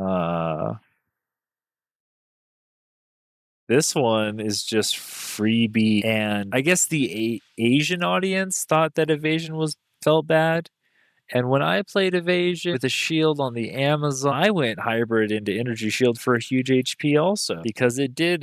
This was better. This is best, obviously best for survivability. And like, if the thing is scales exponentially, defense scales linearly. Is that a word? Oh, I misspelled exponentially, but I spelled linearly right. Sure.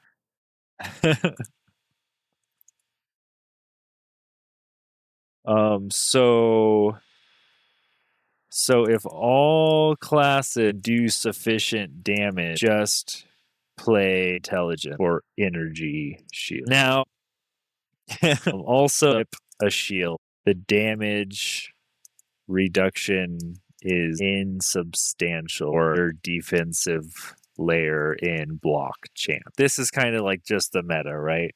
Evasion this might make evasion equivalent to energy shield.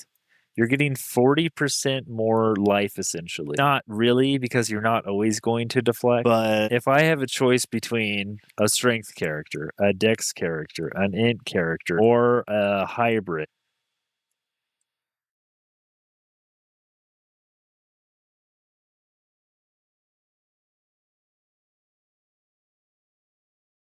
I'm sitting either here or, depending on how good this is, here. I'm still probably not wanting to play a strength character. If you're going to make me take a suffix on my armor just to get that elemental conversion and sockets, right? You're socketing and you're doing all this stuff the other characters don't really have to do. It just kind of feels bad. I don't know. Like, if it might math out. I mean, I've seen late game strength characters that seem like they're not having issues. I've seen late game of every character that seems like they're not having issues. It's more like a fear of the public consensus is that you'll have a worse time. Like in the Trials of the Sekima, you just got hit a lot more on a melee class, period. But you also I don't really want to play melee because you don't want to lose your honor in the trial. They seems like they fixed that. If you get hit in melee range, you take less honor damage, so it should be more equal now. I would say if at any time I would feel safe playing the game in its current state, access playing a pure strength melee character, it would be this patch, right, rather than the last two, because they've had enough time now where I think they could give the melee characters enough love and listen to community sentiment enough where they might even make them too strong because the community whines and cries about literally everything. They even buffed their shield slam to account for the new sprinting mechanic. They're like, okay, well, if you're sprinting all the time, your shield charge rather should feel better. So they gave it a buff because they could already kind of sprint. I'm going to take 5. We'll come back and chat a bit more. Go ahead and give yourself a stretch. Put something in the microwave, grab yourself a drink. I'll be right back.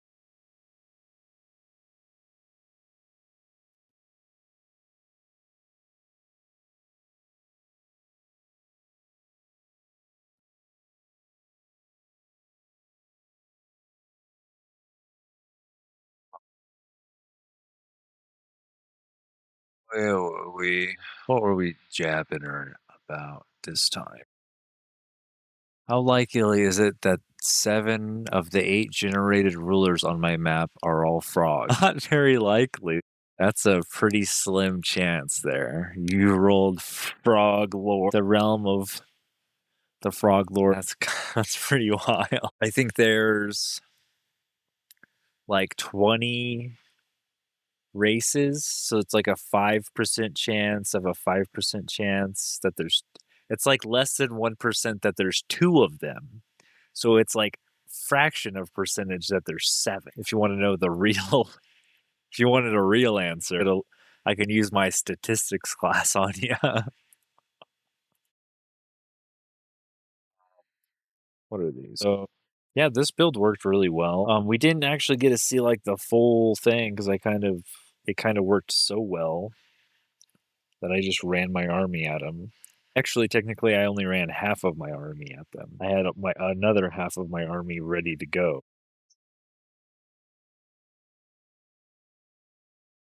I guess I'm good enough to play on something other than easy now. Only one that wasn't a frog got taken over by a chaos dragon. That's what he gets. Chaos dragon. The chaos dragon spellblade. I saw somebody play that in multiplayer, and they were critting for 200 light chain lightning. Pretty crazy. Do you want to help make a build with me? Sure. What do you think? I can give it a shot.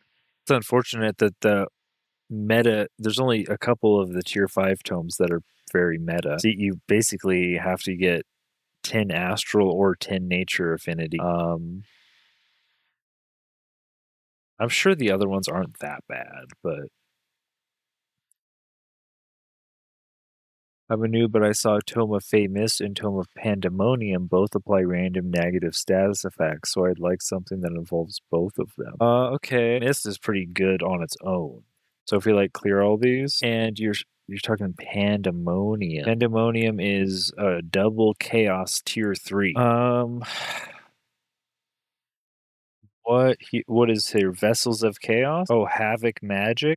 Is that what you're looking at? You want to apply negative status effects? Well, I mean, Vessels of Chaos, so you do plus 10 damage for each of the target's negative status effects, stacks up to 3 times. That's plus 30% damage if you can stack. The only thing is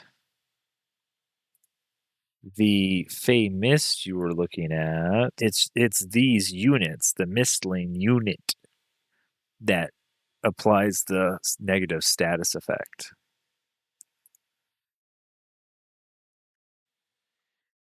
And this is a skirmisher, right? So this isn't going to get the buff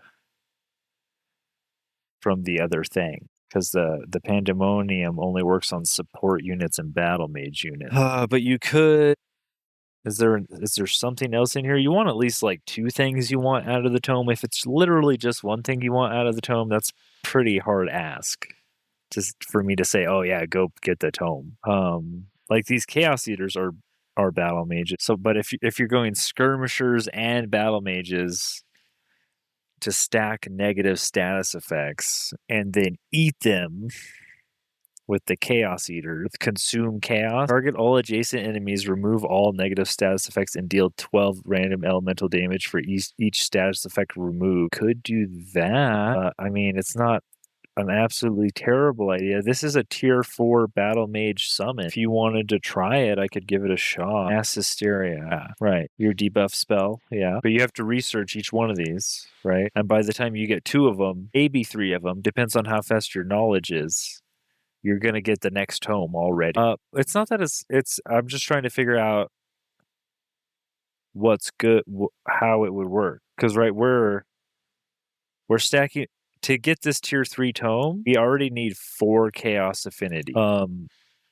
And typically when you make a build, you're like kind of focusing on 1, maybe 2 unit types.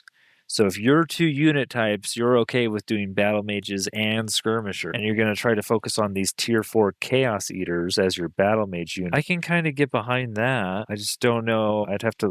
We'd have to go do it, For that, that's a magic unit, right? So this is the Chaos Eater is a magic origin unit. So I would assume you want to end with Cosmic Overdrive. And what about these little Fey Boy Mistlings? These are probably also magic origin units. And these are tier 3 summons. So you're going to be pretty heavy into summoning units that have mana cost and not necessarily drafting as a ton of units.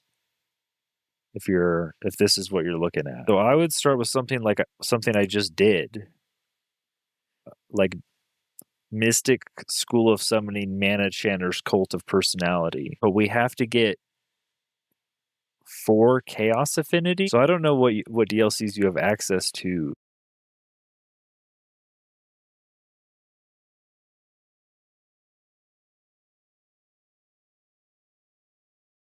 But this would be fine. I could run this one too. You'd want to start probably getting. Not only do you want random status effects, you also want any status effects, right? Like burning, load, all that stuff also counts for your Chaos Eater. And we're also looking at stuff for battle mages, right? Or skirmisher, like a mix. So like Tome of Pyromancy can give us chaos. It gives us summon magma spirit. It gives us searing blades for the skirmisher unit, and it gives us fiery arrows for the skirmisher units, and it gives us a pyroman. If you're going to do this, you don't have a special province improvement of what tier of unit is a build supposed to revolve around. Typically 3 or 4 is good. If you push to 5, that's like really late game. If you're looking at 3, that's kind of like mid game. A lot of games end when you're right around when you're getting tier 4 unit. If somebody attacks you early, tier 3 units are a little bit better. If you're tier 1 and 2 units are basically for clearing right around your starting zone and getting your cities set up. But what you're building towards is more about the 3s and 4s. I'd say you might get like 1 or 2 5s in there. Do you know what origin you want to start with? It's like if we go dragon lore, I guess we could get another chaos. Does that give us enough for pandemonium? It does. You only need 3. What if we're not chaos? Yeah. So if you go like Chaos Dragon and you just take Tome of Pyromancy, that's all the chaos you need. And then we can go stuff like Evocation, Warding. Here we might even just take Tome of Revelry, We might not even worry about this right here. We could just take like a super meta tome.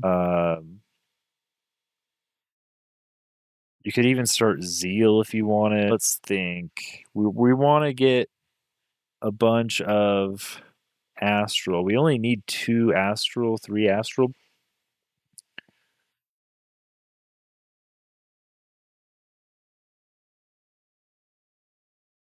Let's push this back to Chaos Dragon. So you need to somehow get 3 Chaos Affinity to get that other book you talked about. Then Evoke. If we started Evocation over here, this gives us something for battle mages. You get lightning focus, and you get something for skirmishers and lightning blade. And your summoned unit, your storm spirit, now that's a shock unit. It's the cold units that are skirmisher. It is the cold units. It's cryomancy. Cryomancy is super meta. That was like the first tome that everybody went to. This has frost blades for skirmishers and frost arrows for skirmisher, and it gives you a summoned snow spirit that's a skirmisher. And blizzard's always good. And if you really wanted to draft a white witch battle mage, you're only going to probably get here, you're going to probably research summon snow and then frost blades and frost arrow. And this gives you School of Cryomancy. Are there any racial units above tier 3? Yeah, there are a few. There's Geomancers, Pyro Templars, and Stormbringers. If you go to units in here, you have to go Tome 4. Yeah, here they are. Warbreed, Tyrant Knight, Transmuter, Exemplar, Geomancer, Oracle, Stormbringer, Pyro Templar. So if you're looking at these guys, you're probably also looking at Nature for your tier 5 tome, because the Astral tome focuses on magic origin unit. So if you're trying to summon one of those guys, you kind of go Cosmic Overdrive. And if you're looking at these guys, you kind of go this Nature Tome, Goddess of Nature, because you can, well, one, you can enchant all of your plants, which you're usually turn your people into plants, and then you give them all 15% crit chance and +3 blight damage on attack. But also you can bring all dead friendly animal and plant units back to life with 50% their total HP and heal everyone who's alive 40 temp HP. So this is kind of like an I win button, especially if you can cast it more than one. Like if you have death magic, if you have a bunch of shadow affinity, it's where you have death magic, you're going to be able to cast this every turn as long as you have 150 mana. Like if you saved up like 1,000 mana, you can cast this like 8 or 9 times. You do have to go Tome of Paradise and turn all your people into plants. But that means that all of these guys will be plants too, whichever build you wanted to go with here. Tyrant Knights, Warbreed, Transmuter. Basically have one of every type of unit in here, except there's no fighter, but there's a support, there's a battle mage, there's a shield, there's 2 shock units, there's a skirmisher, and then there's a polearm. So unit enchantment is for racial and summons, while race transformation is only for racial. Exact. Well, sometimes you can summon a racial unit. There are some summons that are also racial units, which is, it's not that cut and dry, unfortunately, because I'm pretty sure if you go in here, the Phantasm Warrior is a summon from the Tome of Warding, and he is a form unit that you summon. So is the Zealot, the Zealot from the Tome of Zeal. He's a summonable form unit. So you summon him, but he's also a member of your race. Sometimes you summon somebody and they're like an elemental. A lot of them are elementals, right? All these elementals you can summon, like the Snow Spirit. So if you're going racial, a lot of racial units, then you typically looks like you go plant and then revive them all. And then you stack a bunch of not only minor race transformations, but also unit. But if you're going magic origin units, which all these are, then you just go unit enchantments mostly. You can get a few minor racial transformations as you go along, because you're going to have some of those in your army. And then you go Cosmic Overdrive. Does a unit enchantment work for units that are a different race or summoned in combat? I think the summoned in combat thing might be hit or miss. I don't know about that one. But the unit enchantments definitely work for units that are a different race. It just targets the unit. So even the ones you summon in combat might get it. I don't think I've tested that. I would have to look. And then it might matter on how you summoned it. Is it like an ability or an item? I don't know how that boils down, honestly. That's pretty specific. But a hero that is a different race will get unit enchantment? Yeah, it should. If it's the right type of unit, though, which I don't think they get unit tags. I don't think heroes get unit tags, but they should get like lightning blades and all that, right?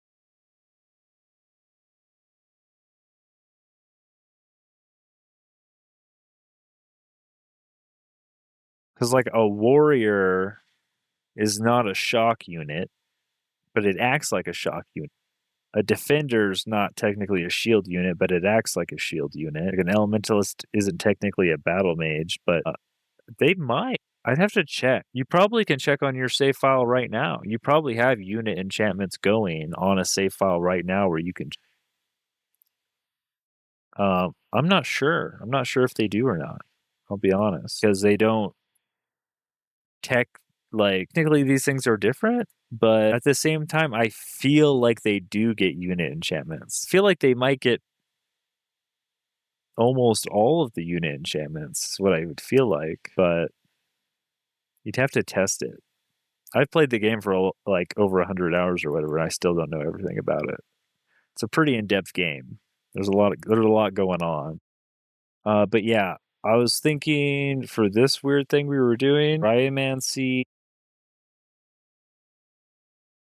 I want Battle Mage stuff too. Alchemy's always good because you get an alchemist lab. Yeah, you don't think they do? Wolf Primal Communion. What tome's that from? Wolf Primal Is that a nature thing? Primal Communion. I'm not seeing. It's from the Primal Culture. Culture Primal. The Sylvan Wolf. Oh, this website's not good for this. I might have to go to the wiki. It's a unit enchantment that affects what type of unit? If we go back here, maybe it'll be in here. Sylvan Wolf. Unit enchantment. Staves of Mending. No.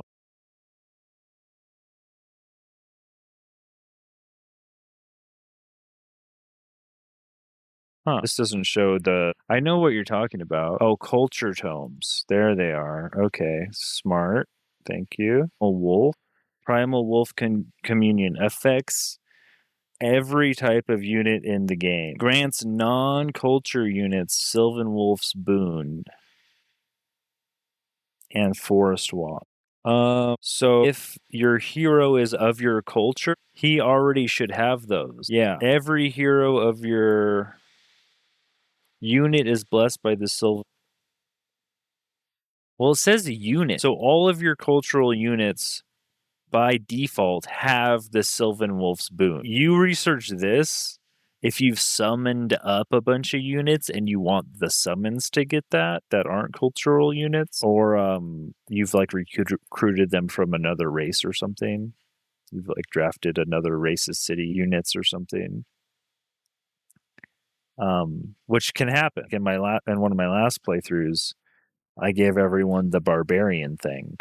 I had a bunch of summons. I gave them the brutal mark. It's non-barbarian units, savage strike, and I put that on my elementals. But yeah, well, I mean, if the hero is from your culture, they should have that by default. Yeah, okay, so your heroes don't have it, and heroes, yeah. So I guess heroes aren't units. So unit enchantments don't work on them. But they are of your race, so the minor racial transformations should, and the major race transformations should work on your hero. So that's good to know. The difference between a unit and a hero. Yeah, I haven't got into that. That's a fiddly little bit of the game, right? I mean, it makes sense, right? You call them different things. Heroes lead or army leaders, typically. I think actually by default, it appears to me that if you have more than one hero in an army, only the highest level hero is the army leader. The summoned wolf. Yeah. The summoned wolves are a type of unit. They are a mythic. They have all these tags. So they're a magic origin animal. So if your unit enchantment targets animals or magic origin units, then the wolf will get it. I can't think of any unit enchantments that targets any of these other tags, like ethereal units or mythic units. But I do know Cosmic Overdrive targets magic origin, and I do know there's a couple ones in the nature tomes that target animals.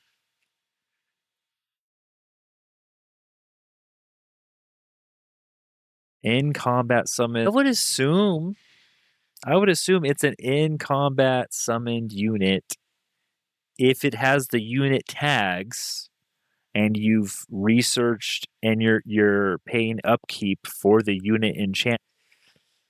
I would assume that the in combat summons would get them. Is that an in combat? Oh, it's a combat summon spell. Let me see if I can't find. I mean, it's a unit. I mean, it doesn't really specify as far as you could probably test it in your game. You could summon a wolf in one of your combats and see if it gets, see here, something that targets a beast. Like the Tome of Beasts has a minor race transformation. No, that the Tome of Glades, that won't work. That targets different unit types. What targets animals? Is it just the Tome of Empowered Beasts and the Tome of Vigor? Affects all animal units. So if you research this, you have it cast and you're paying upkeep on it, and then you summon one of those wolves in combat, you could probably check its stats and see if it has the empowered beasts on it. And I would guess yes, because it's an animal.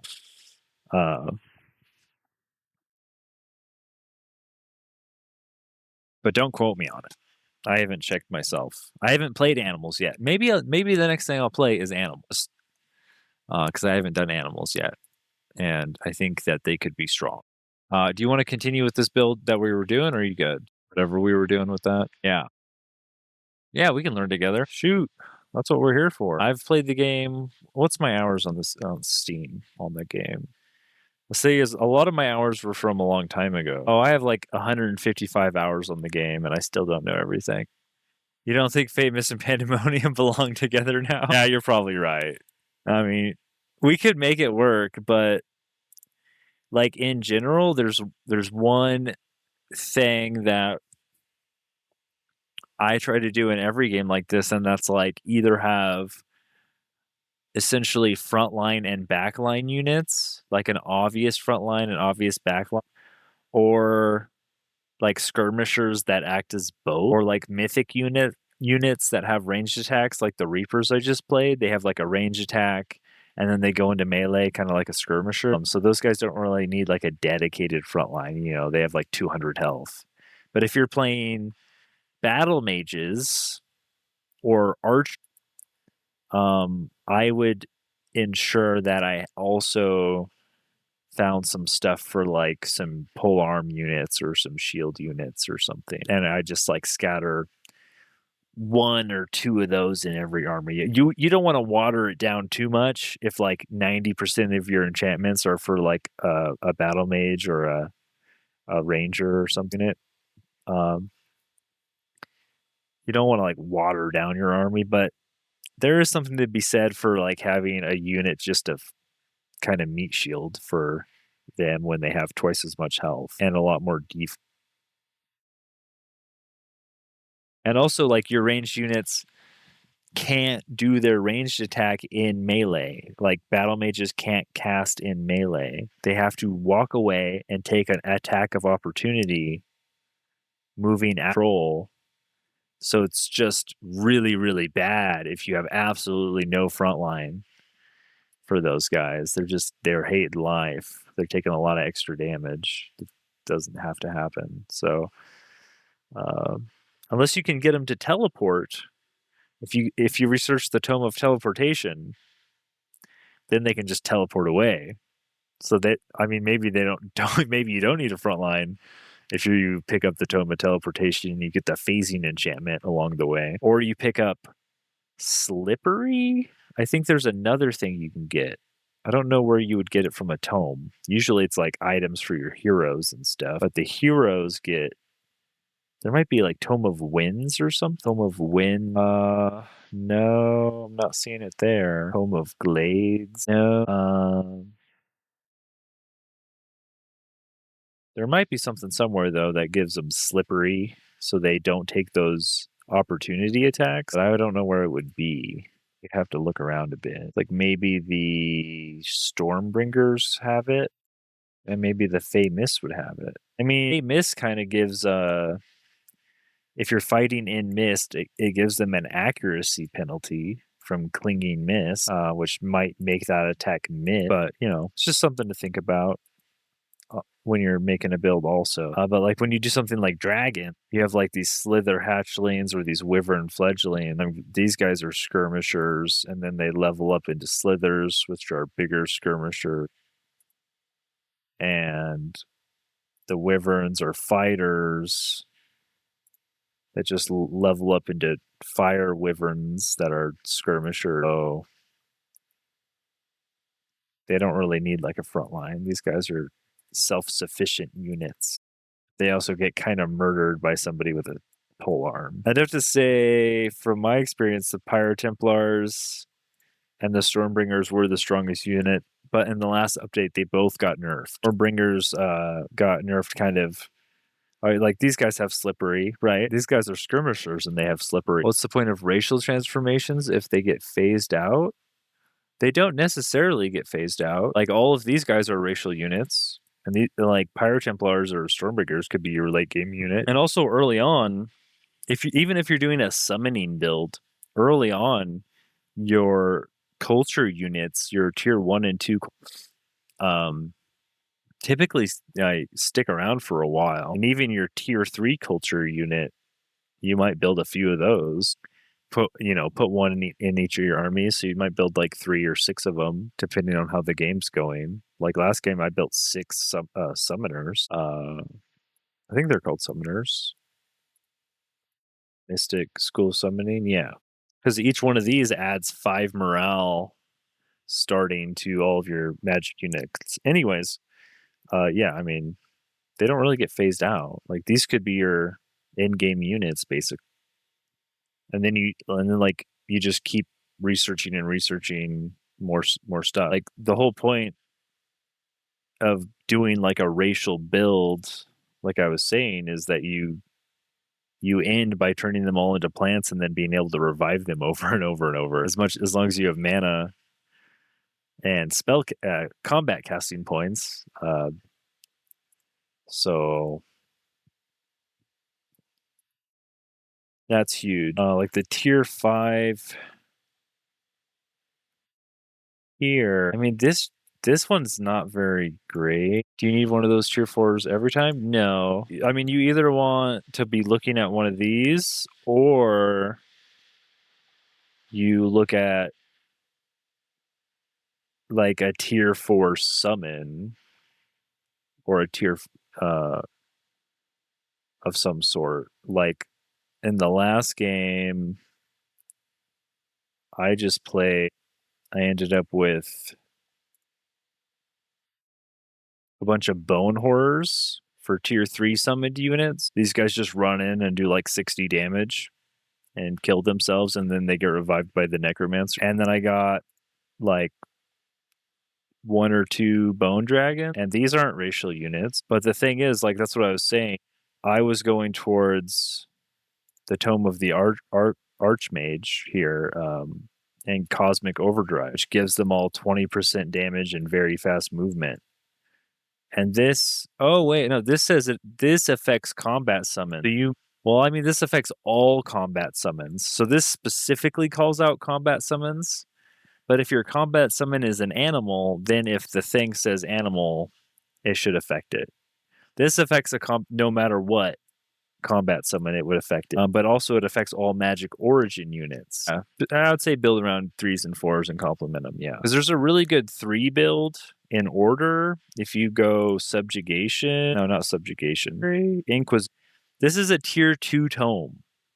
Inquisition is a tier 2 tome, and it gives you a tier 3 Inquisitor unit in a tier 2 tome. And this guy is a form unit, Skirmisher, and he's got Slippery, so he's self-sufficient, and he's got Swift, True Sight, Zeal. This guy goes crazy. He gets all the race transformations, he gets all the unit enchantments that affect Skirmisher. So you can get lightning blades, searing blades, fiery arrows, guided projectiles. Like they kind of double dip, right? Because the Skirmisher is a melee unit and a ranged unit. So if there's anything just for the ranged units, a lot of the times it'll also affect them. So if you want a tier 3 unit to look at, I mean, these guys in order are pretty good, and you don't need much order. I don't think you need any order to pick a tier 2 tome. If you go to the builder, I don't think you need really any order affinity. Like we take this off and we just pick up this. Yeah, you can just get Tome of Inquisition as your first affinity in order. So the tier 2s are just, free. But to get the tier 3 tomes, you need at least 3 affinities. So like in this build, we only can get tier 3 Materium and Nature in this random one. But yeah. But I'm sure there are some other units, but those are the ones that come to mind. Basically, you can do any magic origin summoned unit into Cosmic Overdrive, and have a good time. Or you can do any of those tier 4 tome units, or you can do Inquisitors. Those are like the things that come to mind as the strongest stuff that I know of in the meta. But if we look through all the tier 2 tomes, I wonder if there's anything else. So if I want to use Fey Mist, I would build around the Mistling, since it's a tier 3, and I would find a tier 4 that complement it like a capstone. Yeah, exactly. Yeah. When I did that build, I went heavy into nature, and I think I tried to get as much astral and shadow because those empire trees are actually really good. But actually, I think I have the build right here. I have it on here. This was the one I did 2 games ago. I did the Chaos Dragon Lord. It's on the channel. Oh no, actually, this is Pyro Templars. It was the one I did even before that. I did most of that one off stream, but I finished it on stream. I did like the last 50 or 100 rounds on stream. But I don't have a link for a build for that one. But essentially, I took Tome of the Fey Mist, and then I went into Stormbringers because they're both skirmishers. The Mistlings weren't a huge like unit that I built around because their magic origin, right? And the Stormbringers are racial. So they want different tier 5 tomes to buff them, but they are both skirmisher. So you have that going for you. So you have to choose kind of, if you wanted to do more summoned stuff, or do you want to go into Stormbringers and do racial stuff, and then that'll determine your build. Because you could find a higher summoned unit that's also a skirmisher. We could find, well, a lot of them are actually mythic units. They don't share that tag, skirmish. But maybe we could find one. Druid of the Cycles are support units. Snow Spirits are also tier 3. But they're in shadow, but that's not a terrible. That's not the end of the world. Yeah, these guys are Mistlings. These are tier 3 skirmisher, and the Stormbringers are in the same DLC, and they're tier 4 skirmisher, but they're also racial form units. I don't know if we could find a higher tier summon that would also be a skirmisher.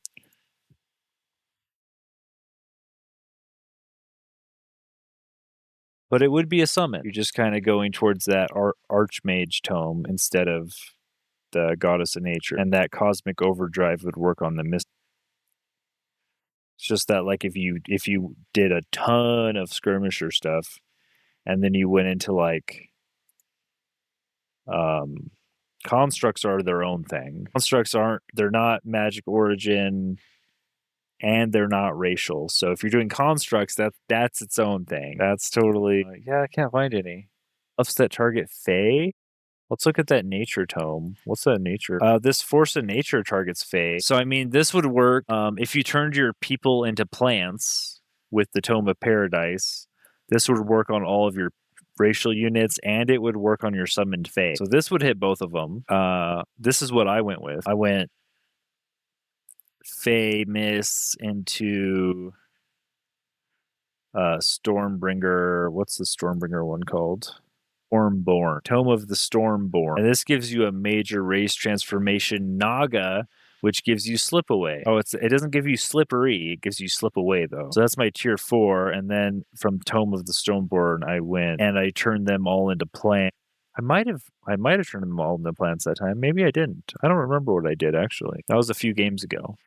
But it would work really well if you turned them all into plants and then you buffed all your plants in Fey with the Goddess of Nature tome. I mean, that would work really well. And then, yeah, then I should make a list. I should try animals and construct. Animals, construct. What else is there? I just did undead, did Stormborn, and I did Pyro Templars. There's also, like I said, you could also try to build around any of those home form. Like the Oracle, I don't have that DLC. Geomancy, I don't know if I have Geomancy. Isn't this in a DLC? Oh yeah, this is in Giant King.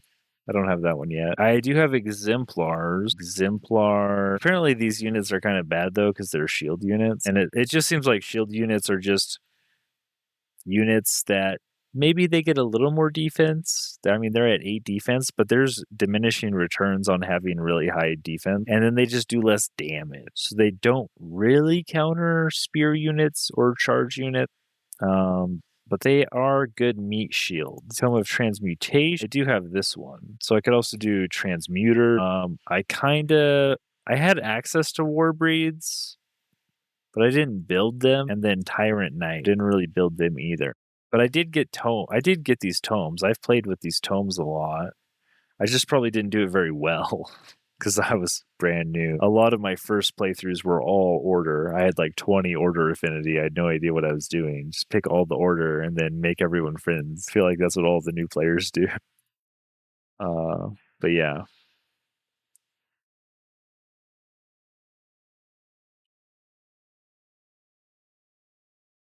I think you got a good grasp of it. I guess dragons is its own thing. I played dragons my first because you kind of want to evolve them. They're like, what tags do these guys have? They're animals. So dragons is like a subset of animals. You can either do like summoned animals or you do evolving dragon.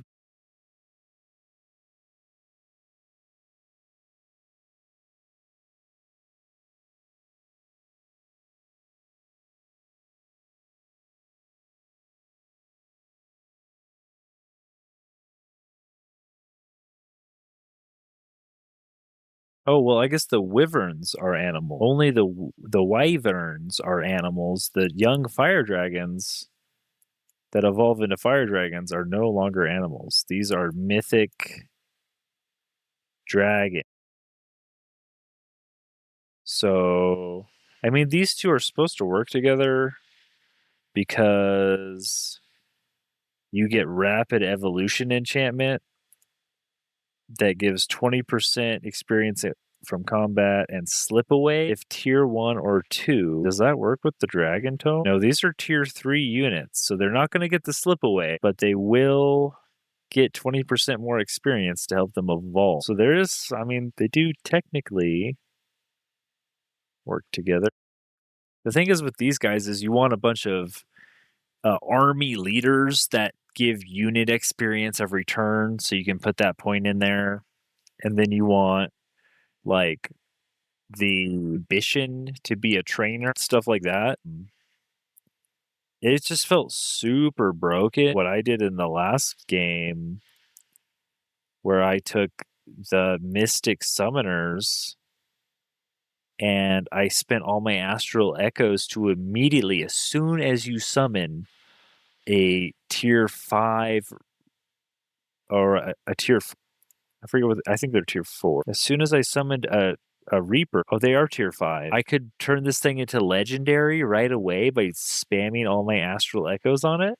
So I didn't need to get any experience on it at all. It was max rank, which means it gets killing momentum and plus like 50 health and everything right away as soon as I summon it, because I dumped all my Astral Echoes on it. And I was like, that's crazy.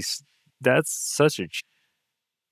he's getting another action point every time he kills somebody, and like he's basically like 30% more tanky, about maybe a little bit more. Maybe he's like 50% more tanky with the defense and resistance. Like pretty nutty to be able to do that. And I did it to a Bone Dragon also. A Bone Dragon gets all that same stuff, killing momentum, plus 10, 20, 30, 40, 50 HP, and plus 2 defense and 2 resistance. So yeah, that's like about 30% more tanky and 1 more action point whenever they kill something, and 10% more damage flat. Just being able to, if you're doing a summoning build and you're not going astral, I don't know, man. I don't know how that's not the best thing to do. That just seems like obviously the best thing to do. I'm pretty sure in PvP, people ban a lot of that stuff. I'd have to check the Discord I'm in, where they play multiplayer a lot, but they ban a lot of stuff. I basically assume everything they ban is a must-have, so that it's actually eliminating options from the game rather than adding them.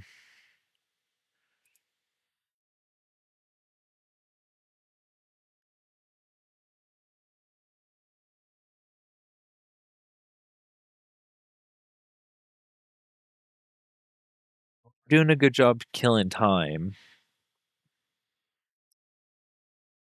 but I don't want to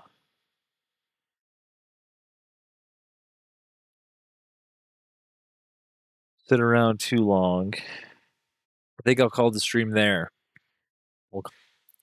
We did our thing. I'll do some React next time and see what we'll be playing for Path of Exile 2 on the AoW4, the Third Edict patch. We're 3 hours and 20 minutes away from the live reveal. Go check that out. Get the drop.